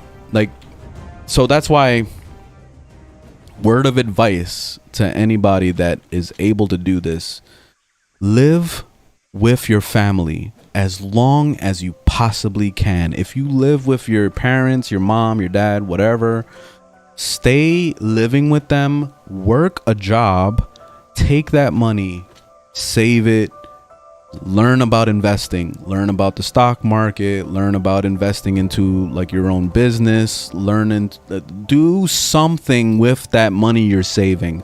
Don't be stupid like me and during that time buy a fucking $5,000 computer for no apparent reason. Don't buy dumb shit, is basically what I'm trying to say. You know, do something good with it. That's it. That's the advice. Figure it out. Like, I can't give you advice on what to do with your money. Like, you just have to figure it out. But the thing is that anything is better than working the shitty job for the rest of your life. And going to school doesn't guarantee you shit anymore. All right, going to college does not guarantee a goddamn thing.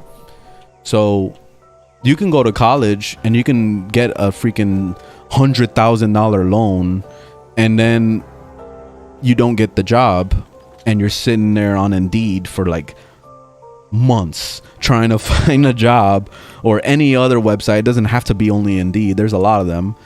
And you still won't get the job, and then guess what? You still got $100,000 debt that you're sitting on that you have to pay back. How are you gonna do that? You know? Oh, and they expect you to to go in as an intern for free while you're struggling trying to pay bills? No. We're not doing that stupid shit anymore. Like, if you're able to do it and you're able to live with your parents, like I said, and you can go ahead and sacrifice yourself for an internship, then go for it. But when you're struggling trying to make ends meet while also supporting a family and trying to pay those student loans and trying to do, get out of here with that. Get out of here.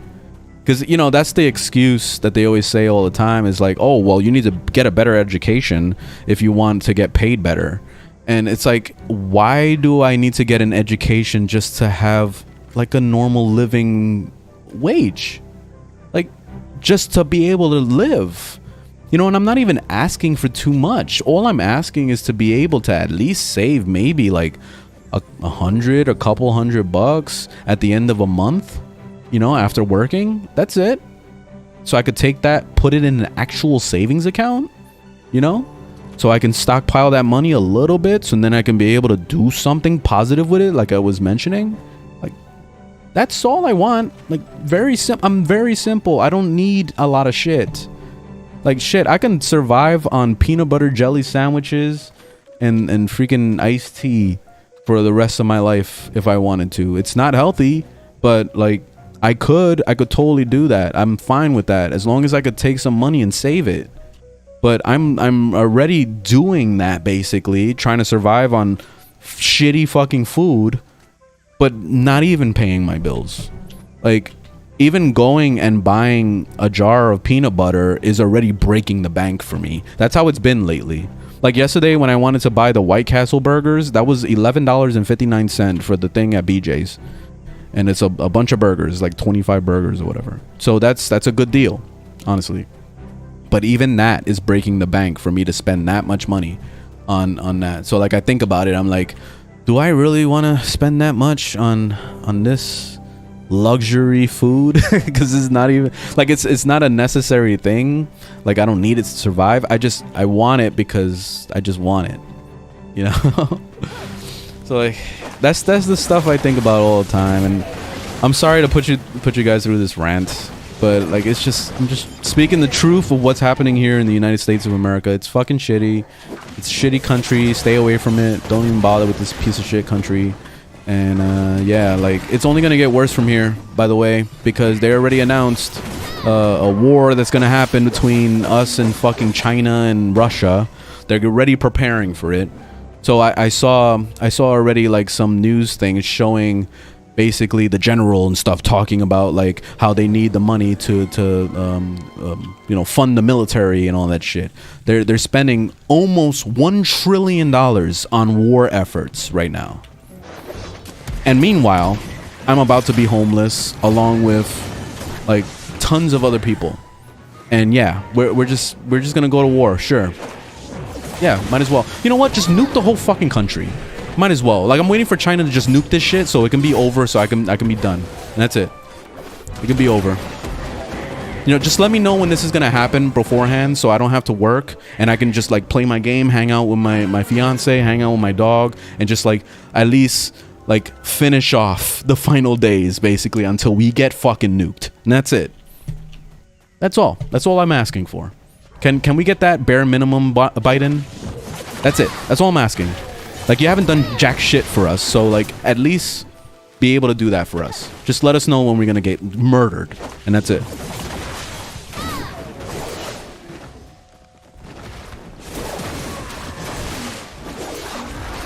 Alright, I'm done talking about it. I know this is like long ass rant. I'm so frustrated. Alright, let me get a few more kills. I'm gonna finish off this like weekly thing, and then I'm gonna move on to some space game. I want to fly around in space, pretend I'm an astronaut. That would never be. Yeah, I'm gonna say probably. That's definitely not a possibility for me to ever be an astronaut. I don't even know if I would want to be, honestly. Like, going out into space and stuff. I don't know. It's scary. Like, just thinking about just mass, just darkness. And you're just flying through darkness towards, like, maybe a star-looking thing. Like, it could be a planet or whatever. That's super scary. That's actually scarier than being in the ocean. And I'm really scared of, like, the ocean like that. I'm not good with water. I can swim, like, barely, but I don't know, man. It's very scary, the water. Like, any moment, some shark could come out of nowhere and bite your ass. Or, like, I don't know, some random giant sea creature just pops out of nowhere and sucks you up.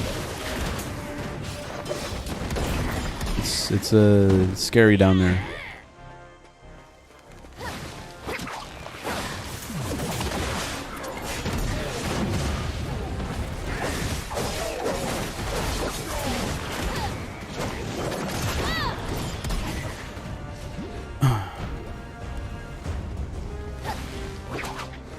Whoa.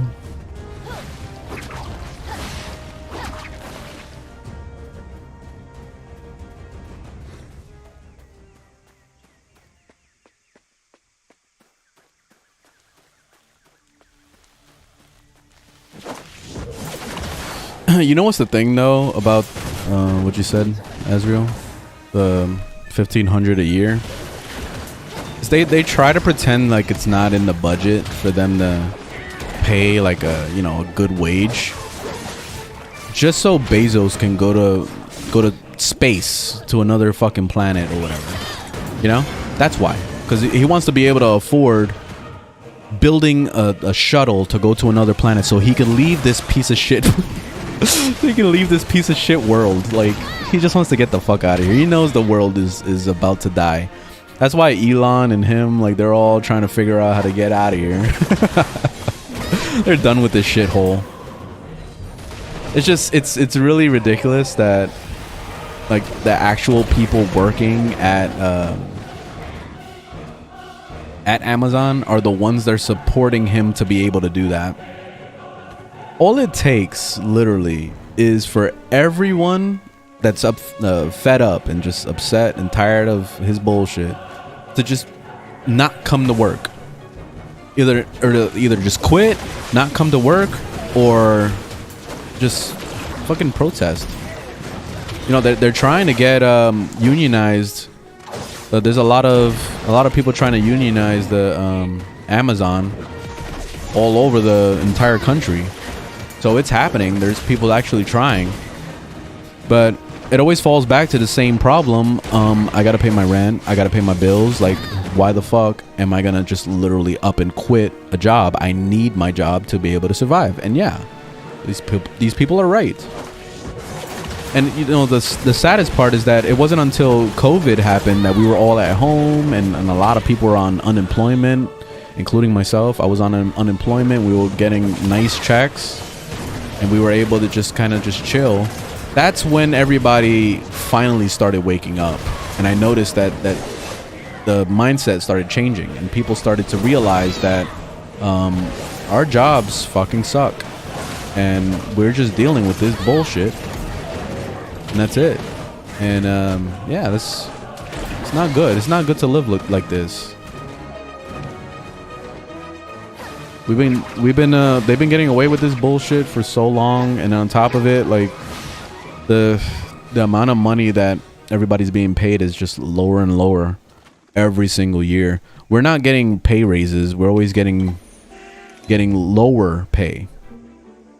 I'm gonna wait the 4 minutes. So basically, every single year when inflation hits, because it's every year that prices go up on stuff, our pay goes down because we don't get raises like that. Like, even my fiance in her new job right now, they don't give raises. They already said that they don't give raises. So what you get is what you get, and that's it.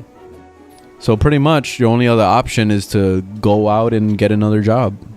You know, try to like bump up from there. And honestly, that's the best route to be able to maximize your pay for your position of what you're trying to do with your life. Basically, like, you get a job, you start at bare minimum.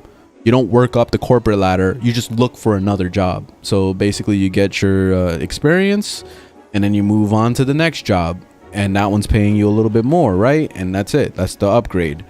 And then from there, you're looking for another upgrade, and you're gonna keep doing that until you're satisfied. Or if maybe you'll never be satisfied and you just want to keep going, you want to keep pushing it, you could totally do that. But asking for a pay raise is never good. They don't want to hear you ask for a pay raise. No, because the moment you ask for a pay raise, that's when they start messing with you. That's when all of a sudden they want you to work extra overtimes, or they want you to be like a certain type of person that you are not. Like basically they want you to come out of yourself to become this new person now that they're paying you a little bit more, if they decide to give you that raise, you know. So it eventually leads to the point where they're either getting ready to lay you off, or they're gonna figure out how to fire you. Like they're trying to get you to slip up or do something to fire you. Like even like when my fiance was at this other job, she was jumping through jobs like crazy. Like she was just like every single 6 months she was at a new job basically. And the worst one of the worst ones, at least, she had a lot of bad ones, but one of the worst ones was when she was working at Firehouse as a manager. That was like her first major gig as a manager. And place is roach infested, and it was like nasty. They never had their shit together at all. The employees, like pretty much all of them sucked. So she pretty much she had to clean house and do all that stuff. She didn't get a chance to do all that because she wasn't there too long.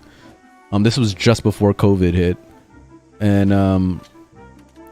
the expectations was insane. Like the owner wanted her to be there for like 60 hours a week basically, and not get paid for it. So that he was only paying her for 40 hours a week, and this was salary, of course. So like, yeah, they didn't want to pay any overtime at all, but she was expected to do a lot of crazy shit during that time. So she would try to bust it out as fast as she can, but most of the time I'll go to pick her up, and I'll be sitting in the parking lot for like 2 hours past the time that she was supposed to work, because she has a lot of shit to do, and she didn't get a chance to get it all done because it's just like incredibly busy, on top of like all the managerial stuff she had to do and process. Like she definitely wasn't getting paid enough for that shit, you know. And I think she was only getting paid like 35,000 or some shit. Like that was way too much effort that she did for that job. And mainly it was a stepping stone. And I told her, put it on your resume, say that you worked there for a year, and just call it a day.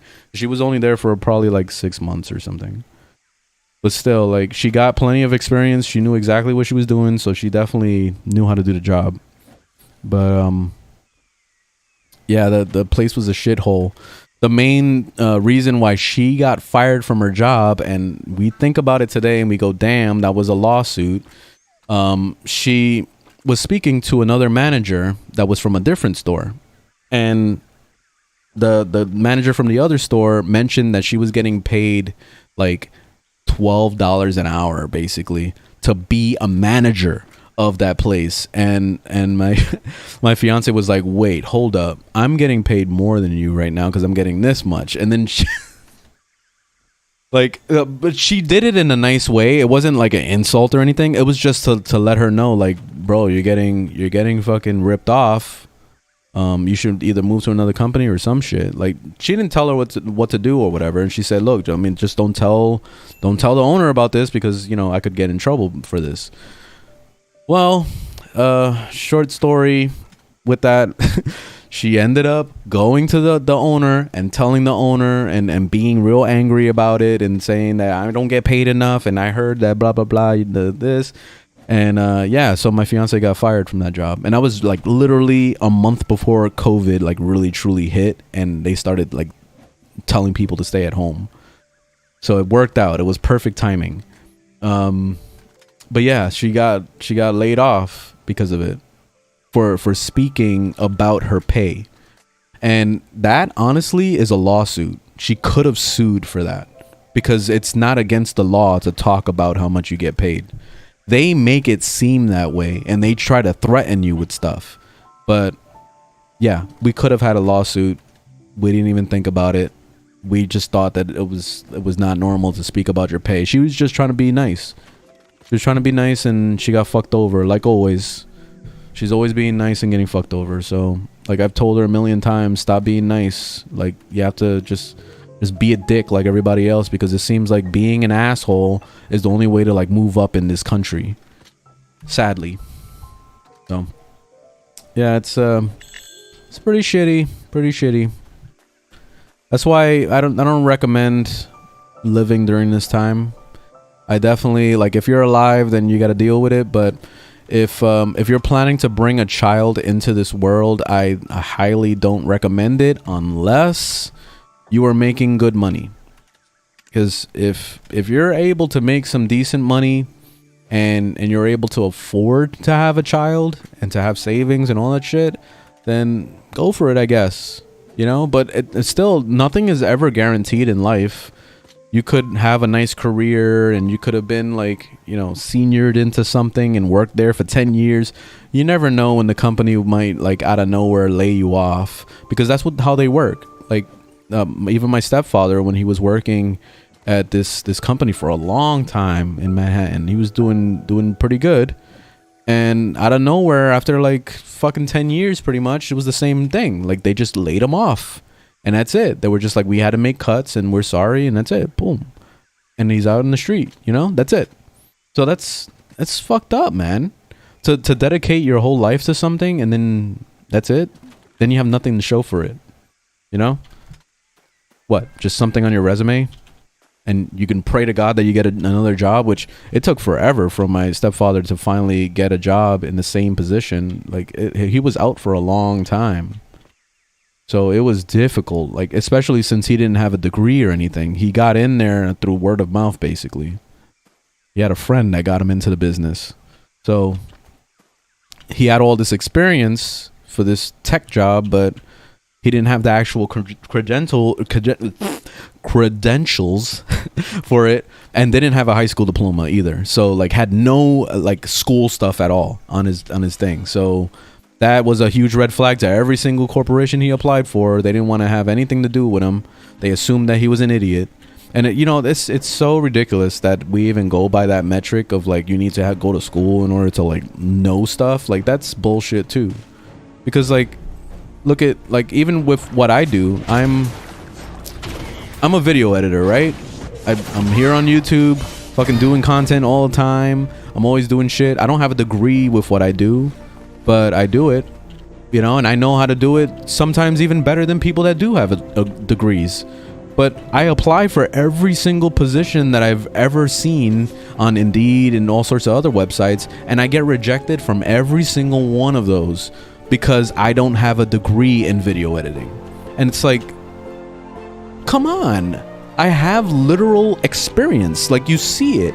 Not only my YouTube channels, I've worked on other people's YouTube channels too, so I show all that stuff. They still don't give a fuck. They're like, do you have a degree? You don't? All right, fuck you. And that's it. And it's shitty, man. It doesn't make any goddamn sense. So, like, you have to be the unicorn for them. You have to have both. You have to have the experience and you have to have the credentials. Otherwise, fuck off.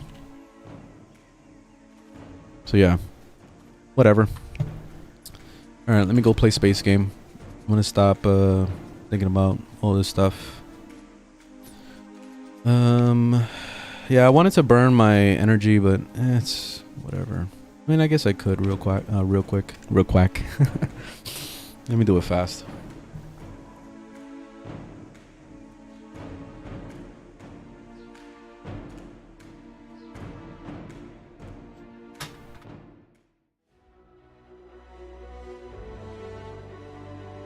Spent like so much time just talking so much shit.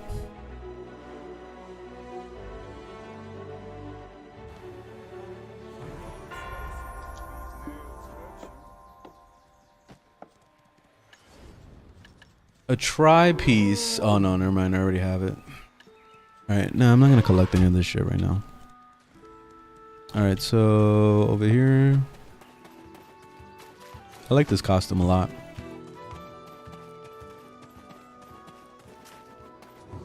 A greater world awaits your discovery.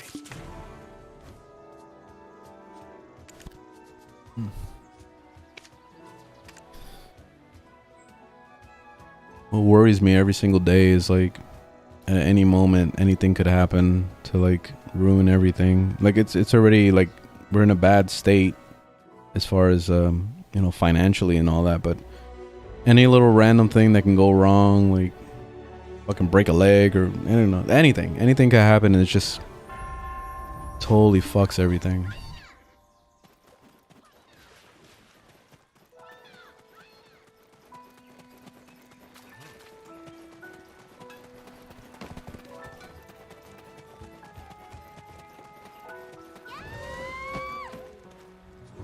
Welcome to Velia. Oh, I went to the wrong place. I kind of miss playing the Tamer. The Tamer is actually pretty fun.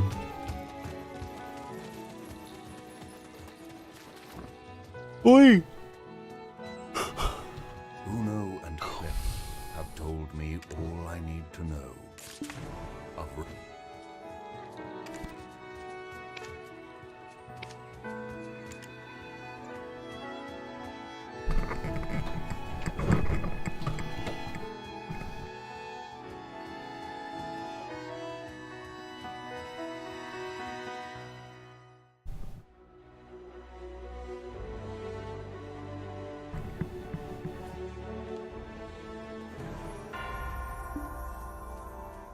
Uno and Cliff have told me all.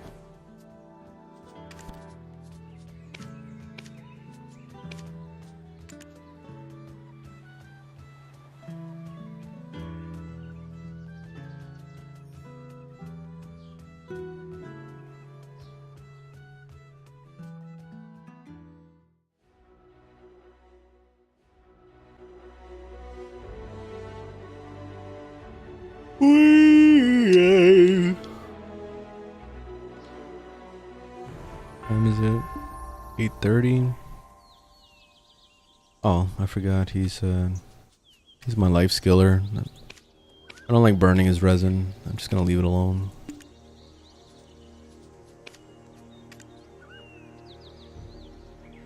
Burning his resin. I just realized what I said.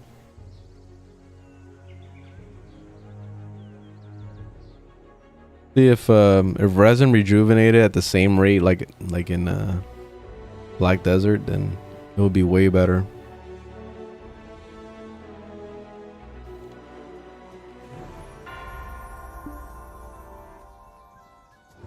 A greater world awaits your discovery.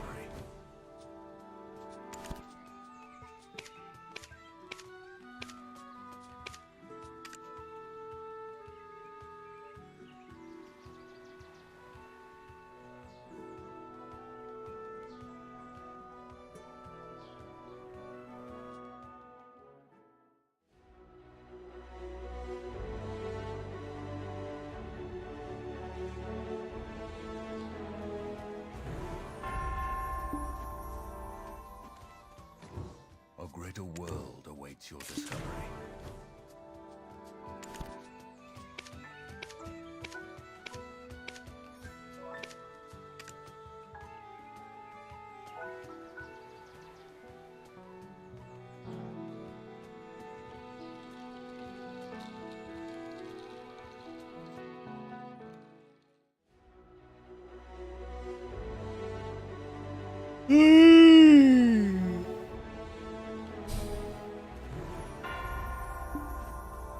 There we go. See, now I'm all, I got everybody all parked in front of this dude.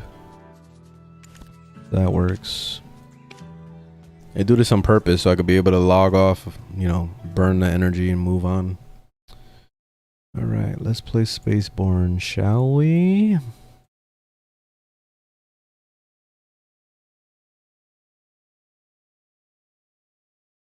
Two.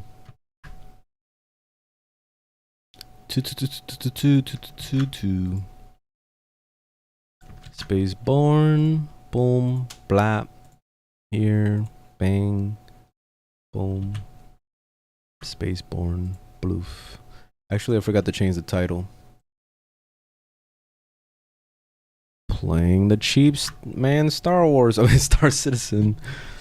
Boom, and boom, blam. There we go. All right, title's updated. All right, where did I leave off? Oh, right, I did that quest. So there was this mission. The mission was actually pretty funny. It was basically my hometown was under attack. They sent a bunch of fleets and shit. I get over there, it was just too overwhelming, so they tell me, oh, we need to evacuate, we need to leave, and then we leave, and I'm thinking, oh, they probably destroyed our home base or whatever. It turns out that we were just going back for reinforcements. We go back again, we destroy all of them, and then we're like, phew, all right, everything's safe. Let's go have a beer now. And then we go to the we go fly to the planet, and then they're like, wait, hold on, you're getting followed by other ships or whatever. And I'm like, what ships? I didn't see anything. But they said, oh, just land far away from the city so they don't know where you are. And the parking spot was literally just outside of the city. And I'm like, what the fuck? Like, of course they're gonna know exactly what. This is the only city available in this whole entire desert, and you're gonna tell me to park right. Anyway, whatever. So I parked there. I start walking on foot to go have this beer and go meet up with the guy. And then they drop a nuke on the town, and that's it. Everything's destroyed, and now I'm here. So that's basically the follow-up of the the story that happened. I thought it was pretty funny, but at the same time it felt like it could have been good if it was just written a little bit better. But you know, it can't put too much stress on this guy. It's like literally one dude that made this game. But yeah, it's still pretty impressive though. Oh yeah, the light. Oh, and it puts that helmet on. That's funny.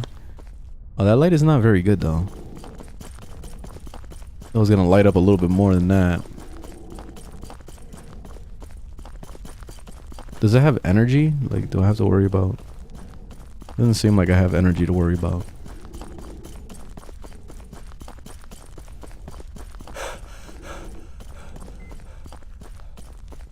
Sorry about your town. I know it is hard, and we will get your revenge.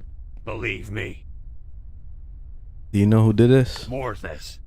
It is widely known that whenever Earthlings are slaughtered, the Morthas are somehow involved in one way or another. Where can I find a ship? No need to find one. We have one already. It is in much better shape than your previous vessel. A pure fighter-class ship. Where? Get inside. Where? I'm still like, where? Get inside where? Get to your ship.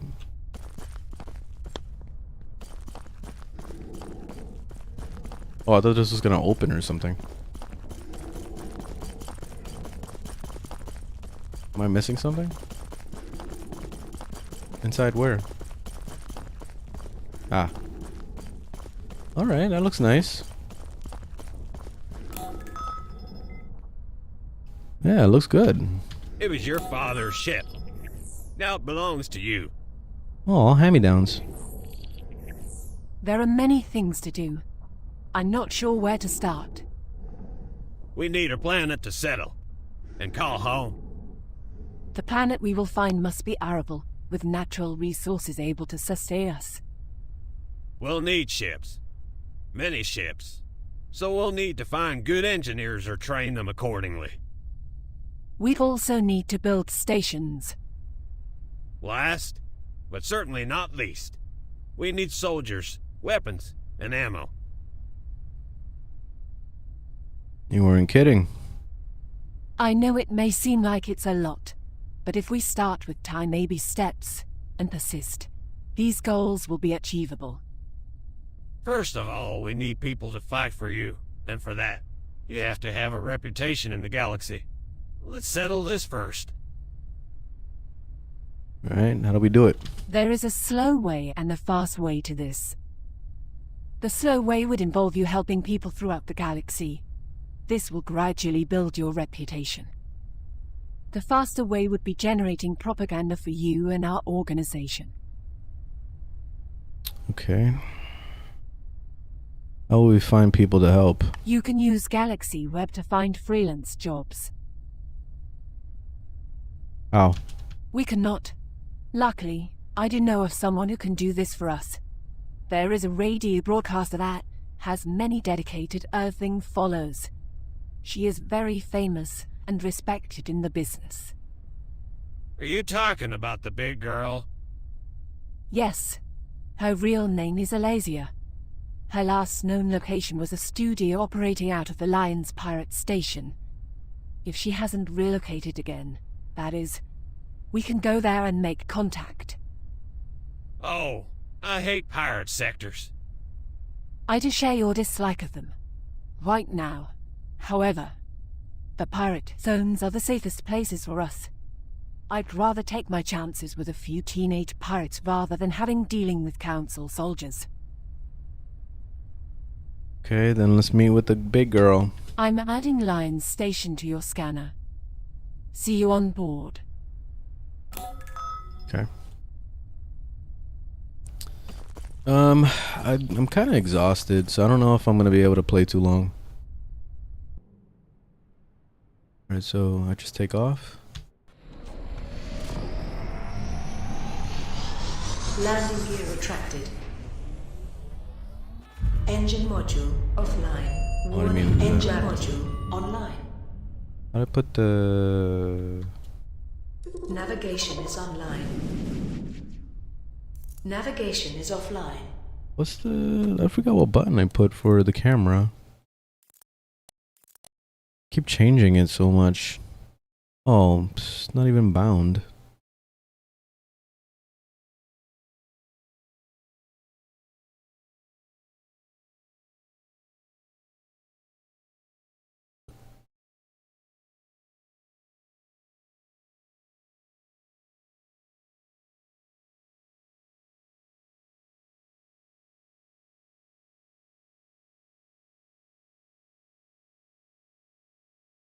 Change this for...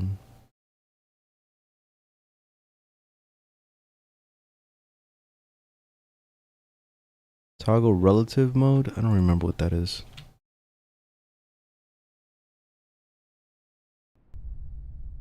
Okay, here we go. Oh, I see. Okay.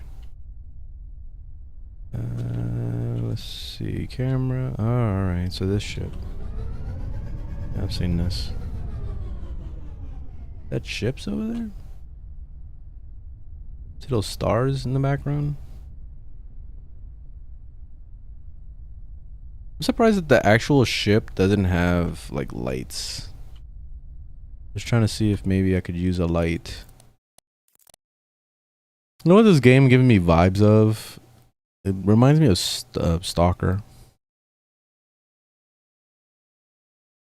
Every time I play it, like I don't know, I get like a Stalker vibe out of it.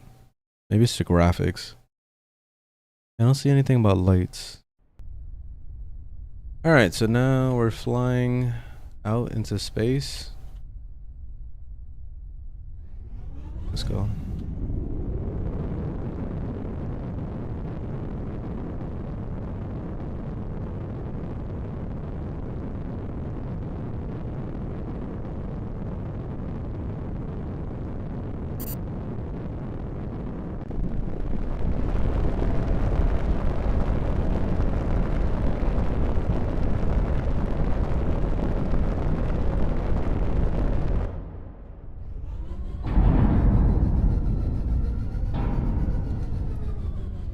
Where we going? Every time I open up this map, I hear the music from like Mass Effect. That's why the Mass Effect soundtrack like works so well. Go to Strega sector at ATX-121 system and dock at the Lion Station. That's a lot to take in. Alright, so the ATX station. Where the fuck is this? ATX. I don't see it here.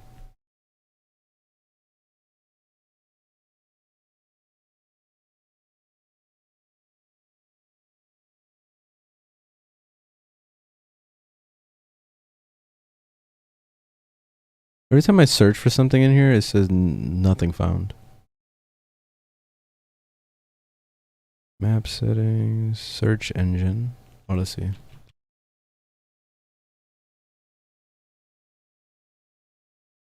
There we go. ATX. Ah, there you are. All right. So the ETOX station. And where am I going? Oh, the big girl. There it is. All right, I found it.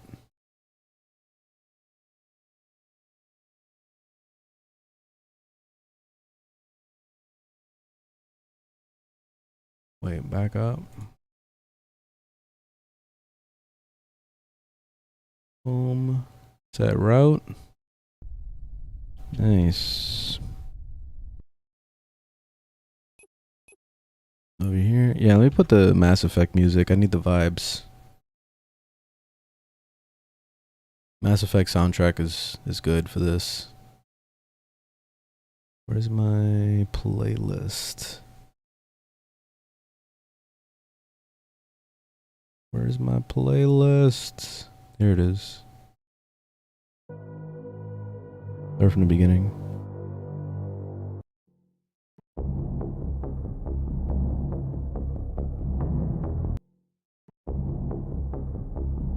I forgot what's the song. Eden Prime?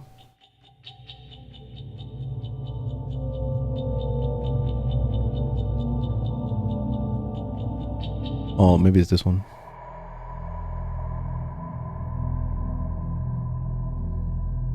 I'm thinking about the one where you're looking at the map.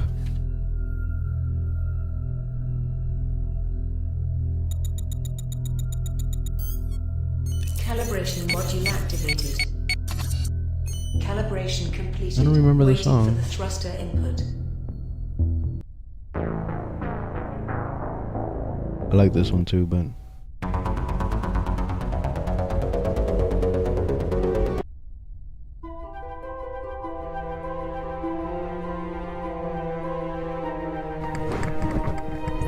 oh, it's this one. I think it's this song. Or is no, this is the Citadel song, isn't it? Yeah, this is like in the Citadel.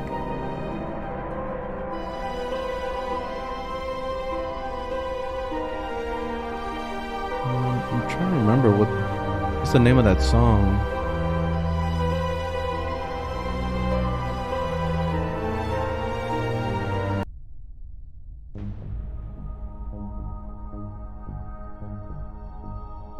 Vector.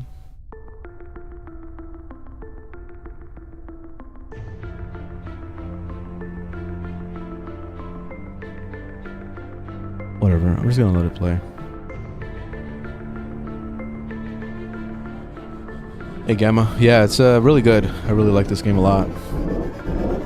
Because I was considering going back to Star Citizen, but then I saw all the mess of what 3.18 brought in. Server issues and inventory problems and all the bullshit, so I was like, man, I want to play a good space game that I don't have to worry about like logging onto a server and getting a 30k, you know? So this is great. This game is actually less buggy than Star Citizen, even though it has its moments where it's like, what the hell, like yesterday when I did that bunker and I ended up getting stuck at one point. The boss, like I killed the boss, but the boss disappeared in the ground. I don't know. He still had like 1 HP or something. So basically the whole thing glitched out and I had to reload my save and had to do a whole thing all over again. Because I didn't know that I could have just teleported, or I could have just used the elevator to go to the top floor, save, and then come back down. I didn't know that I could do that. So I kind of screwed myself over. But yeah. Other than that, like, it's been good. It's been good. The music is kind of loud. There we go. Never played SC. Elite Dangerous. Elite Dangerous is probably the closest thing you're gonna get to Please proceed through the gate in the path that kind of experience. Even though Elite Dangerous doesn't really do it justice at all. Elite Dangerous is like, I don't know, it feels cheap compared to what you'd see in Star Citizen. Star Citizen is very in-depth. Please wait for your ship to be scanned. The immersion level on it is great. Exit permission from the system. No Man's Sky is a super casual space game. Like, I don't even put that on the pedestal at all. It's a great game, but I don't feel like it's The waypoint of your route. it's like a valid like space simulator game. I wouldn't really put it up in that kind of. Exit permission from the system has been obtained. The next waypoint is being passed. Entry. They keep scanning me. Destination reached. Oh, this is it. ETOX. Alright, so where are we? I gotta go to... Oh, the Mercenary Guild is here. I wanted to join the Bounty Hunters Guild. Is this the place I'm supposed to meet her? I don't know. Okay. Go to the Strida sector. Where the fuck is the Strider sector? I don't know where that is. Let me pull it up.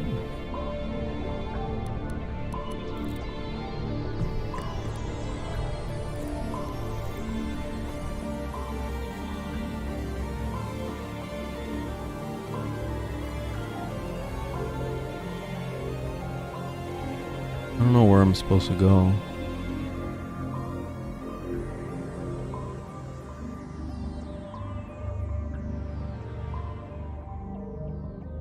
I'm at the Stargate. I don't see Strida sector or whatever it said. Oh, Lion Station. I think that's where I'm supposed to go actually. I remember it said something about a Lion Station. Yeah, dock at the Lion Station. See, in this game you have to actually read. Like you have to kind of put two and two together. It's not gonna just always show you where the thing is like a Ubisoft game. Calibration completed. Waiting Which is for good, thruster honestly.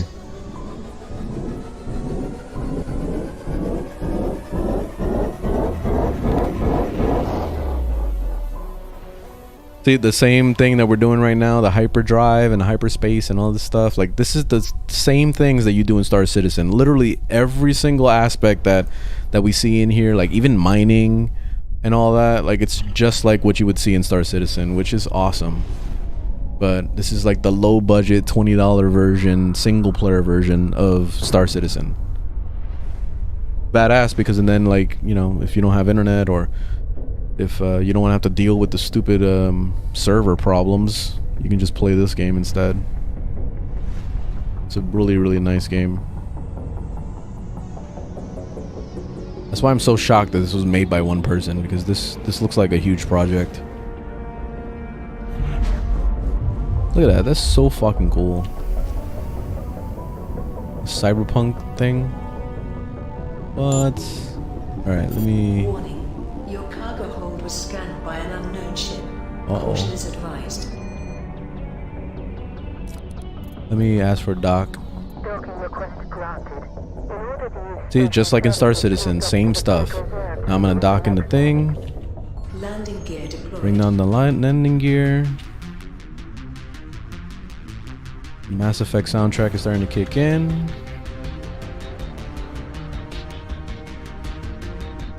Boom. See, from here, and then you can figure out what you want to do. You want to do some services, like repair stuff and all that. Like, it's just like Star Citizen, for real. Get out the ship. See, but getting out the ship, obviously, you don't have the immersive opening the door and standing up and then, you know, pushing the thing and then watching the gate come down. That's the probably the best part about Star Citizen, is that. But having to deal with all the other bugs in between, all the bullshit, is not cool. So I think I'd rather prefer this game, a game that actually works. I don't know what that glitch was right there, but see, a game that actually functions over Star Citizen that breaks every 2 seconds and you die to some random shit, or the inventory doesn't work, and you know, there's just too much problems. Look, there's actually people here and stuff, and they actually walk around and they'll do things. Like, you'll see them. Like, there was one guy, I was following him, and he was walking around the town, and he went up to the vending machine and then laid on it and then was like using it and stuff, and it was like, what the fuck? Like, they actually have AI in this? You see, like, look, this person is walking and stuff. He's gonna go do something. You know, that's impressive, honestly. Star Citizen, they can't even do that shit. They'll get stuck in a wall and their T-pose up in the sky or something. See, look, she stopped right here. Oh, she's gonna mess around with this machine or whatever. Or she's talking to herself, one of those. I don't know, but she's doing something. You know, that's pretty awesome. Oh, look at this guy. Okay, excuse me, sir. Couldn't help but notice you're a skilled pilot. What's up? And they have voice acting for most of the like the main story stuff, but these side quests don't have voice acting, unfortunately. But it's okay. It's not a big deal. I'm the leader of a small group of pilots and operate out the base and blah blah blah blah blah. Okay, ruthless enemies. All right, I got you. I got you. What you need? Unfortunately, we don't have much information. All right, I can help. All right, you got some intel. Blah blah blah. All right, cool. All right, I got a quest. Oh, I gotta talk to big girls still. You see how people are living their lives and stuff? You see how these guys are twerking? You don't see that in Star Citizen. You don't see the twerks and the invisibility. See? See, look how advanced the AI is. It's amazing. It's amazing. You see, I mean, this game is still gonna have bugs too, but shit. I mean, this game is in a better standpoint as far as an early access game than Star Citizen is. And Star Citizen has been early access for like 10 years. So, it's crazy. You logged into SE yesterday. First time in 2 years, I left my room and NPCs were still standing all over the Yeah, that's what they do. Like, just like, look, this bench. Just stand on top of benches and shit. And that's it. That's all. That's all they ever do.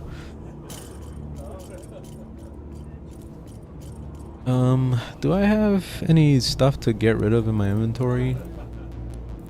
Oh no, because I have this guy in my crew now.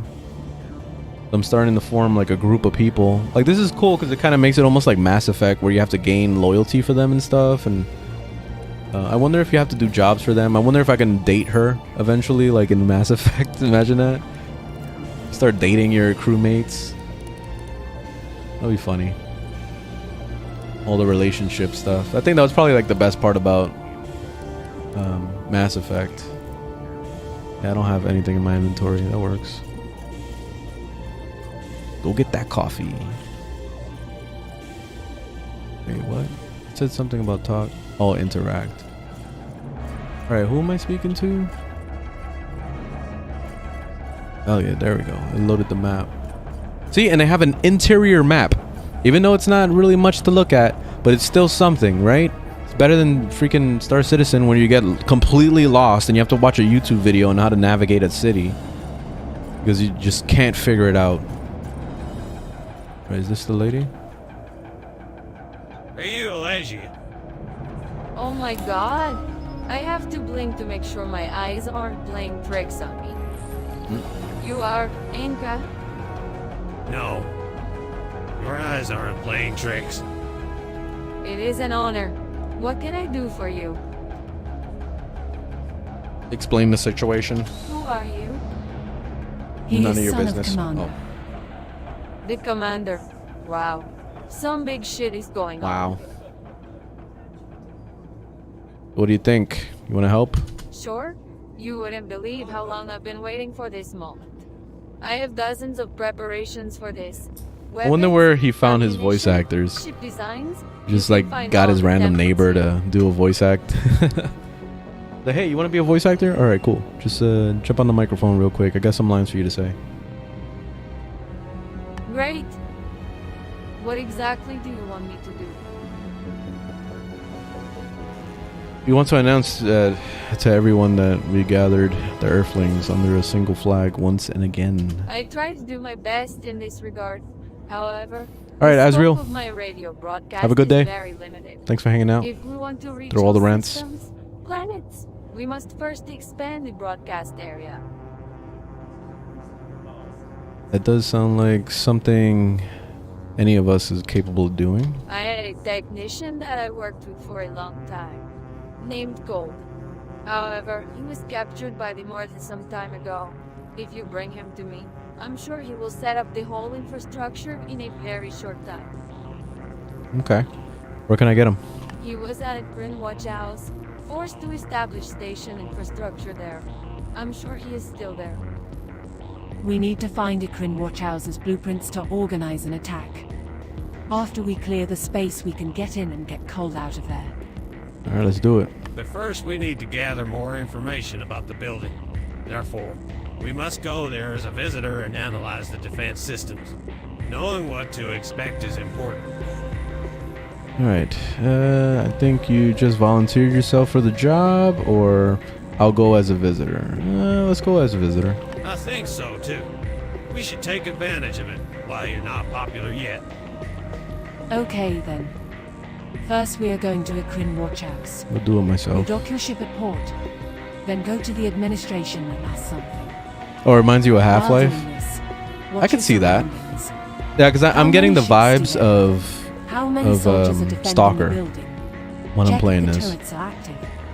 Which, that's another We will game I have to hide in the finish. ship with anchor. I really love that game. Then come back to the ship. We'll get out of there and make a plan. Alright, we have a plan. Let's do it. Like I said, I've been waiting for action for a long time. Please don't die and take this away from me. Please don't die. Alright. What the hell is this? A washing machine? I don't even know what the hell that is. This is really cool though. I like this place. Like very cyberpunky. Oh, oopsies. It would be nice if you could use the vending machines.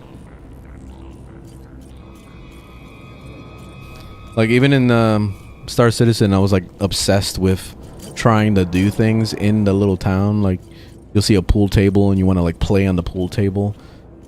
That's the kind of stuff I wish that they would try to do, instead of trying to fucking add all these new systems that are just completely broken and don't even work on release. So like I think probably the biggest problem overall with Star Citizen is that they keep updating the game in the wrong way. Like they have their mind in the right spot of trying to add new content for like the veteran players, but they push out stuff too early and it's just completely buggy to the point where it's not even playable. So it's like, why even bother? Like that's why I feel like they should just focus on bug fixing and trying to like fix like core things that actually matter in the gameplay, instead of trying to add all new systems. Like pretty much every single update is like a whole new system. Like of course shit is gonna be broken. That's why it's like it's not even worth playing Star Citizen at all until like they get all their shit together. Pretty much I pretend like Star Citizen isn't even out yet. That's what I do. I pretend like it's not even out, and like I'm just gonna wait another 10 years until it comes out. So that's gonna be a long time to wait, but I don't know. That's pretty much how development seems like it's going. Okay, go to Erinba in the system. All right, let's get back to the ship, I guess. Daisy was the same. Yeah, right. Just like, cause DayZ is a huge game. Even today, people still play it. I see Summit constantly still playing that game. I don't know how the fuck people are still playing that game. That game is boring, but like it's still, you know, did really well. Landing gear retracted. You include it in your will. Oh shit. Can I spin the camera? Okay, never mind. It's fine. Let's do this. Dude, this is badass. Look at this. This is so fucking cool. Dude, it's just like Star Citizen, you know? Like, you still got the flying, you still got the ground combat stuff. There actually is a story in this game, so that's pretty good. And there's a lot of little side quests to pick up. So there's shit to do. And that's more than Star Citizen. Star Citizen doesn't even have a story. They've been talking about adding that thing with Mark Hamill and all that stuff for a long time, and where the hell is it? Still nothing to show for it. And it's okay if they want to wait because there's not enough story there yet, but at the same time it's like, what are you guys like? You guys have too much shit on your plate. That's the major issue, I think, with the whole entire development process of Star Citizen. Far too much ambition, but they can't focus. It's almost like a squirrel. Like they're just like that one over there. Like they just focus on one thing.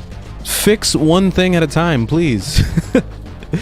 Like damn, they're trying to work on like 20 different things at the same time. Like, am I at the right place? Go to Aaron Thang in the Chakaraka system? What the hell? Alright, let's see if we can find this. Oh, you know what? It's better to just open up this in the Chakaraka system. There we go. And then I can set it as a waypoint. Poof. Right, I gotta jump through the Stargate again. Stargate SG-1. Calibration module activated. Calibration completed. Waiting for the thruster input. I'm just really impressed that the systems in this game work similar to what you would see in Star Citizen.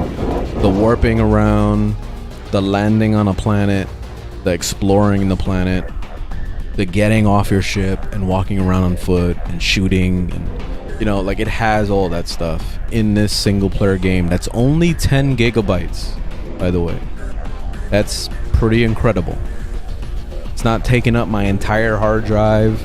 Like, you know what's really weird is like those games like Call of Duty and stuff that literally, whoa. Warp drive disrupted. Transporting valuable cargo in this area shows either courage or lack of sense. Either way, you're looking to seize. Oh, we're looking. I don't have cargo. What the fuck are you talking about? No, it's time for you to die, bitch. I don't even have cargo. What? I'm the cargo? Alright, you're dying, bitch. Alright, we're gonna fight. Alright, let me, Weapons online. Shield recharging. Ooh, this is a new gun. Ooh. This is cool.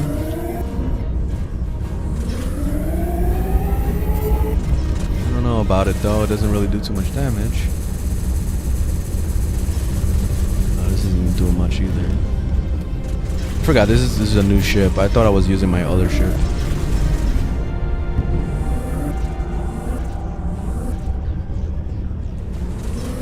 I'm doing like no damage to this guy. They're destroying my shields though.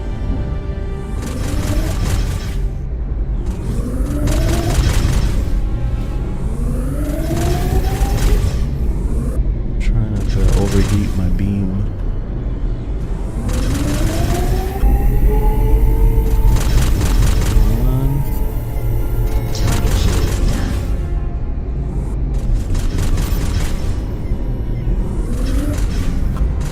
Fucking A.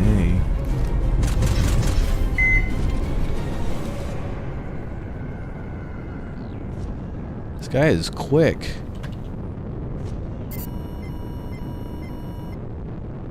Weapons online. Oh, I like the way this sounds. Yeah, these guys are rough. My shields are about to go down.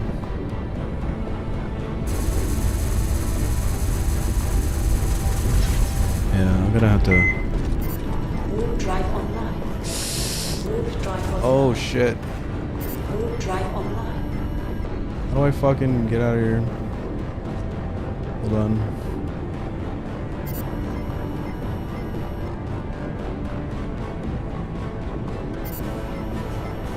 Just need my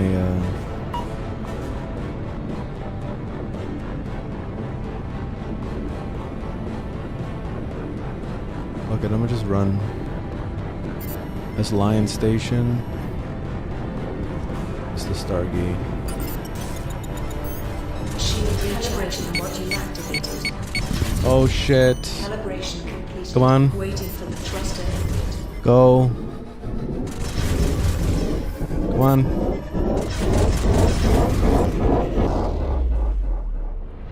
Yeah, that was a little too crazy. I couldn't be able to handle that.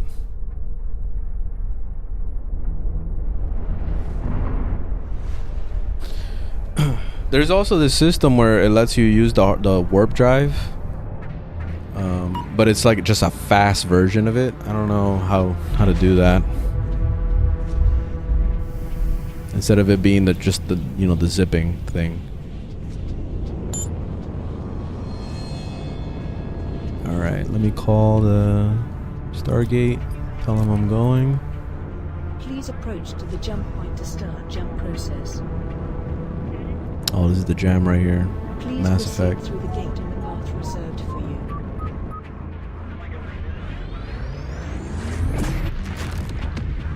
You reached the waypoint of your route. Please wait for your ship to be scanned. Exit permission from the system has been obtained. The next waypoint is being passed. In 3, 2, 1. Destination reached. Alright, this is it. I'm looking for... There's the quest.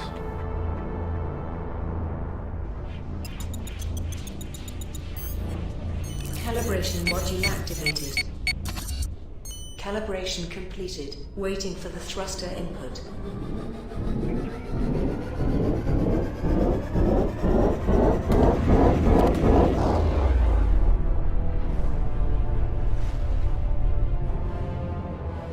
Here we come. Let's find a suitable spot and wait for the carrier ship. Okay. Here comes the ship. Start following by keeping your distance.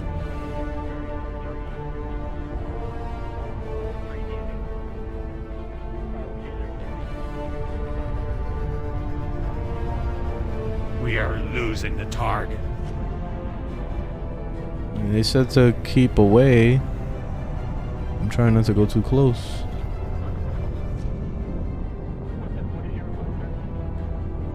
Whoa. Oh, he went behind the... Oh, I thought he went through it.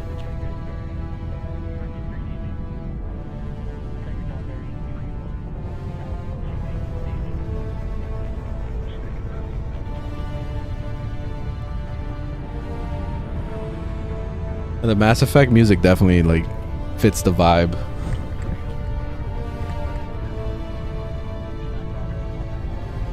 How many prisoners are there? I'm sure most of them are Earthling. In the future, when we have enough power, we can seize such places, free the prisoners and expand our army. I forgot I could slow down my rate of speed.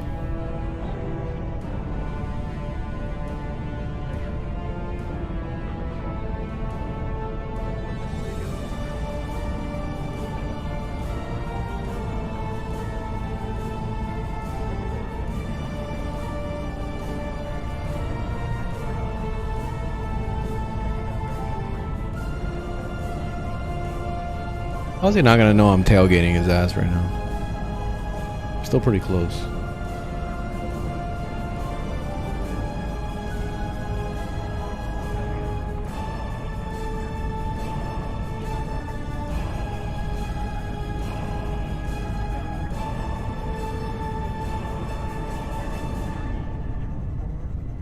Should be landing here. There we go. Hijack the carrier ship. Dock somewhere close to the carrier and hijack the ship.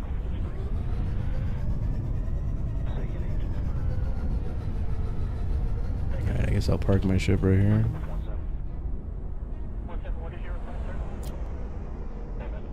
I love that you can do this. It's so cool. Fly around like Superman, basically.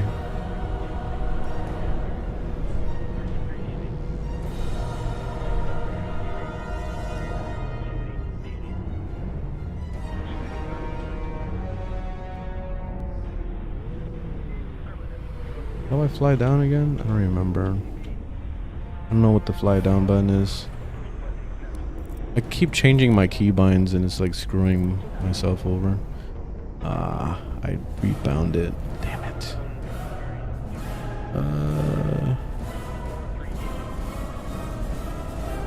Shit. I don't know what button to put it for.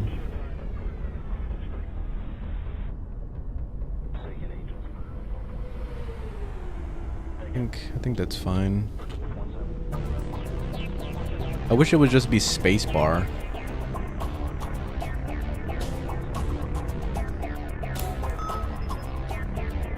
What's going on? What is happening? Shit. This looks cool. We got company. Try to avoid their attacks and leave the Astor. Oh shit.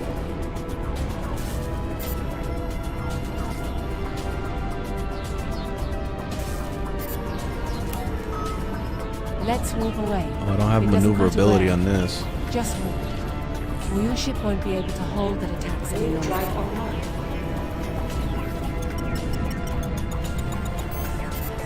Calibration module activated. Come on. Reach a calibration completed. Waiting for the thruster. Oh damn, they're ripping my shield.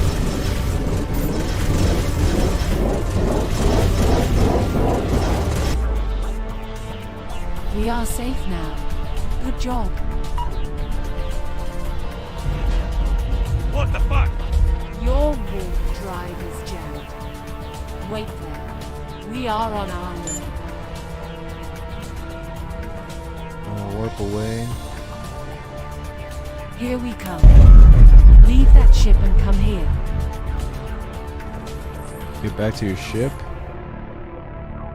But we literally just... Oh, my ship is here. Oh, I see.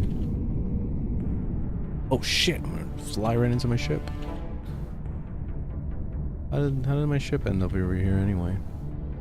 This is a really badass looking ship though. This big ass cargo thing. Cool. Imagine being just stuck out in space. No AAA. What do you do? Landing gear retracted. The guards are here. Shield recharged. Destroy the ships. Oh, come on.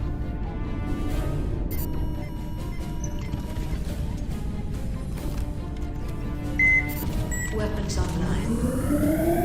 There we go. Now I'm melting his shields. That last fight I had was bad because it was probably like really high level stuff.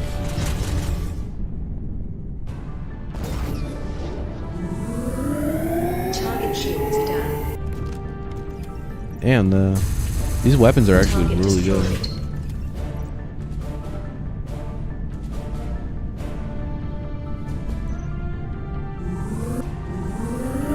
Target shields down.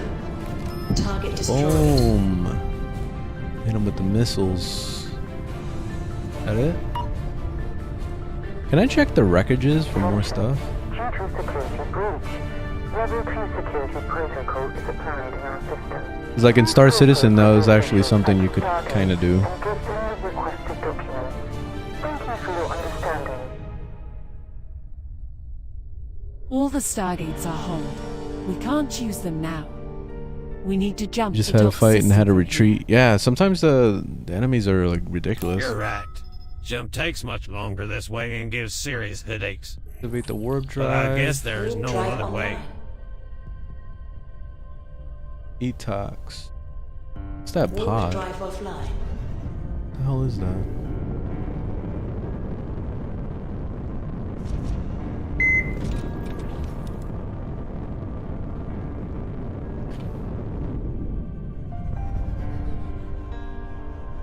Ah, it disappeared. Damn.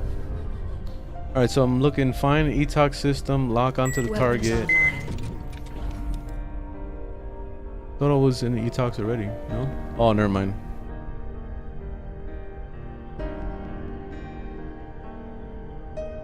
Here's ETOX.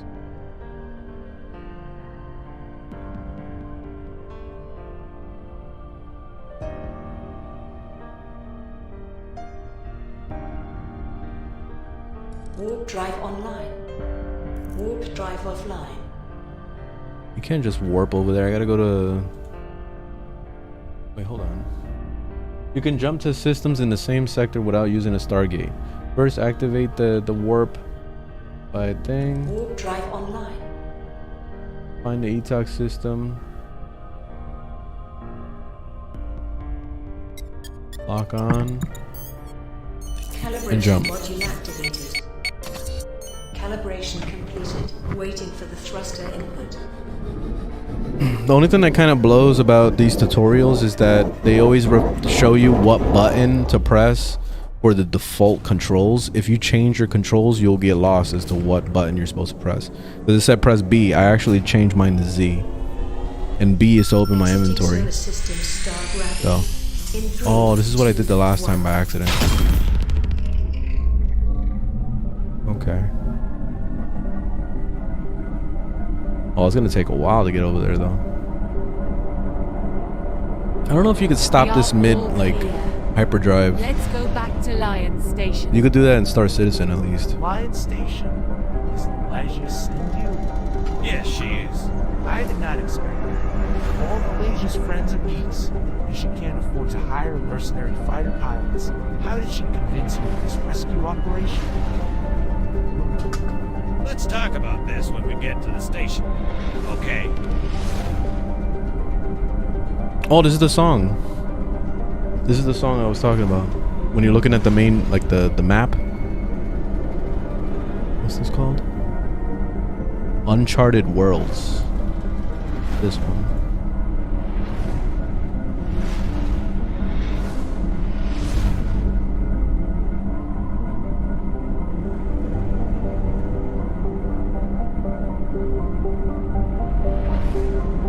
Every time I'm looking at the map, I feel like this song needs to play.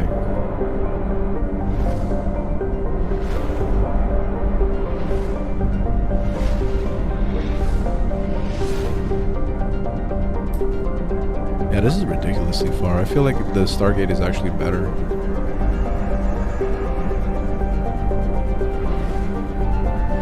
It's pretty impressive how you'll see your ship moving through space.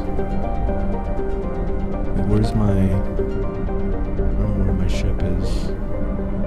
Sometimes you can actually see it moving.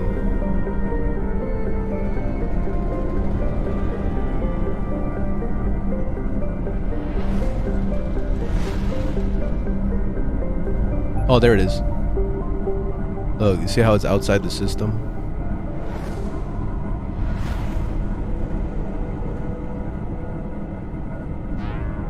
Not showing it moving though.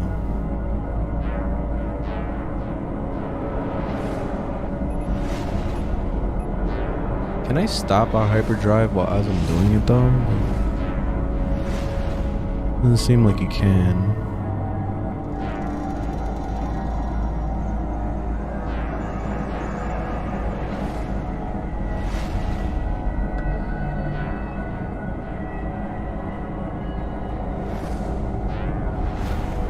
Flying into the sun. Ah! All right, I made it.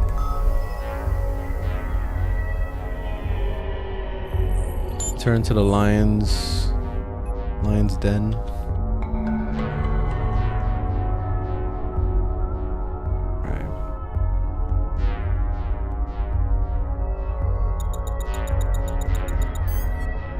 Calibration module activated. Calibration completed. Waiting for the thruster input.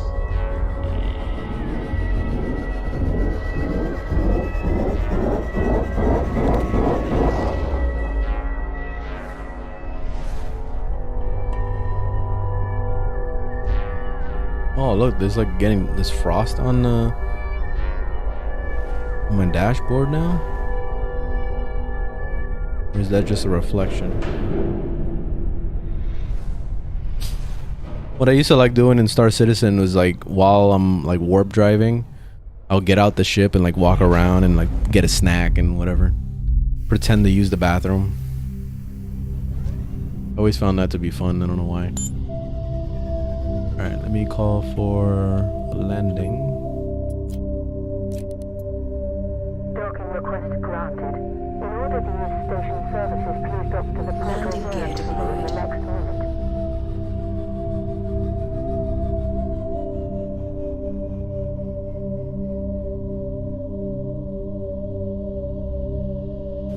Alright.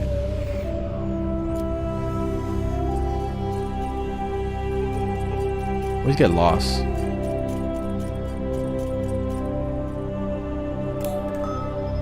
Made it.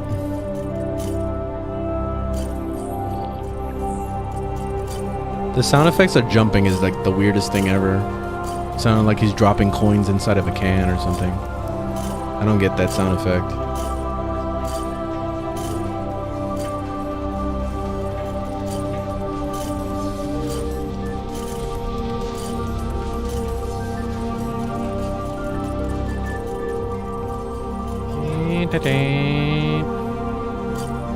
Up the wrong steps.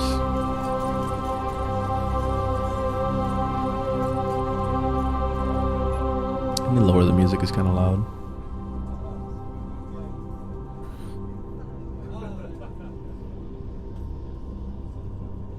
Dot dot dot. Gold, I thought I would never see you again. Me too. I can't believe you went to this much trouble to save me. Every Earthling is important to us, lol. Glad to hear that. Thank you. I see. Sure, I can help you with that. I can even do more for you if you want. What's on your mind? The problem of the Earthlings is that they keep Why does he up look with like the Shepard? Galaxy I just technology. realized. For our case, That dude you over will there, he looks establish like an Shepard. organization. But how will you manage it? I can also set up a communication interface where all Earthlings can communicate with you and trace. Sounds good. A few weeks, maybe less. Alright, let's do it. Wait, let me get to work right away. There Oh, is that's so how you much level to up do. Adventurer. In the meantime, I was wondering. we need to find support.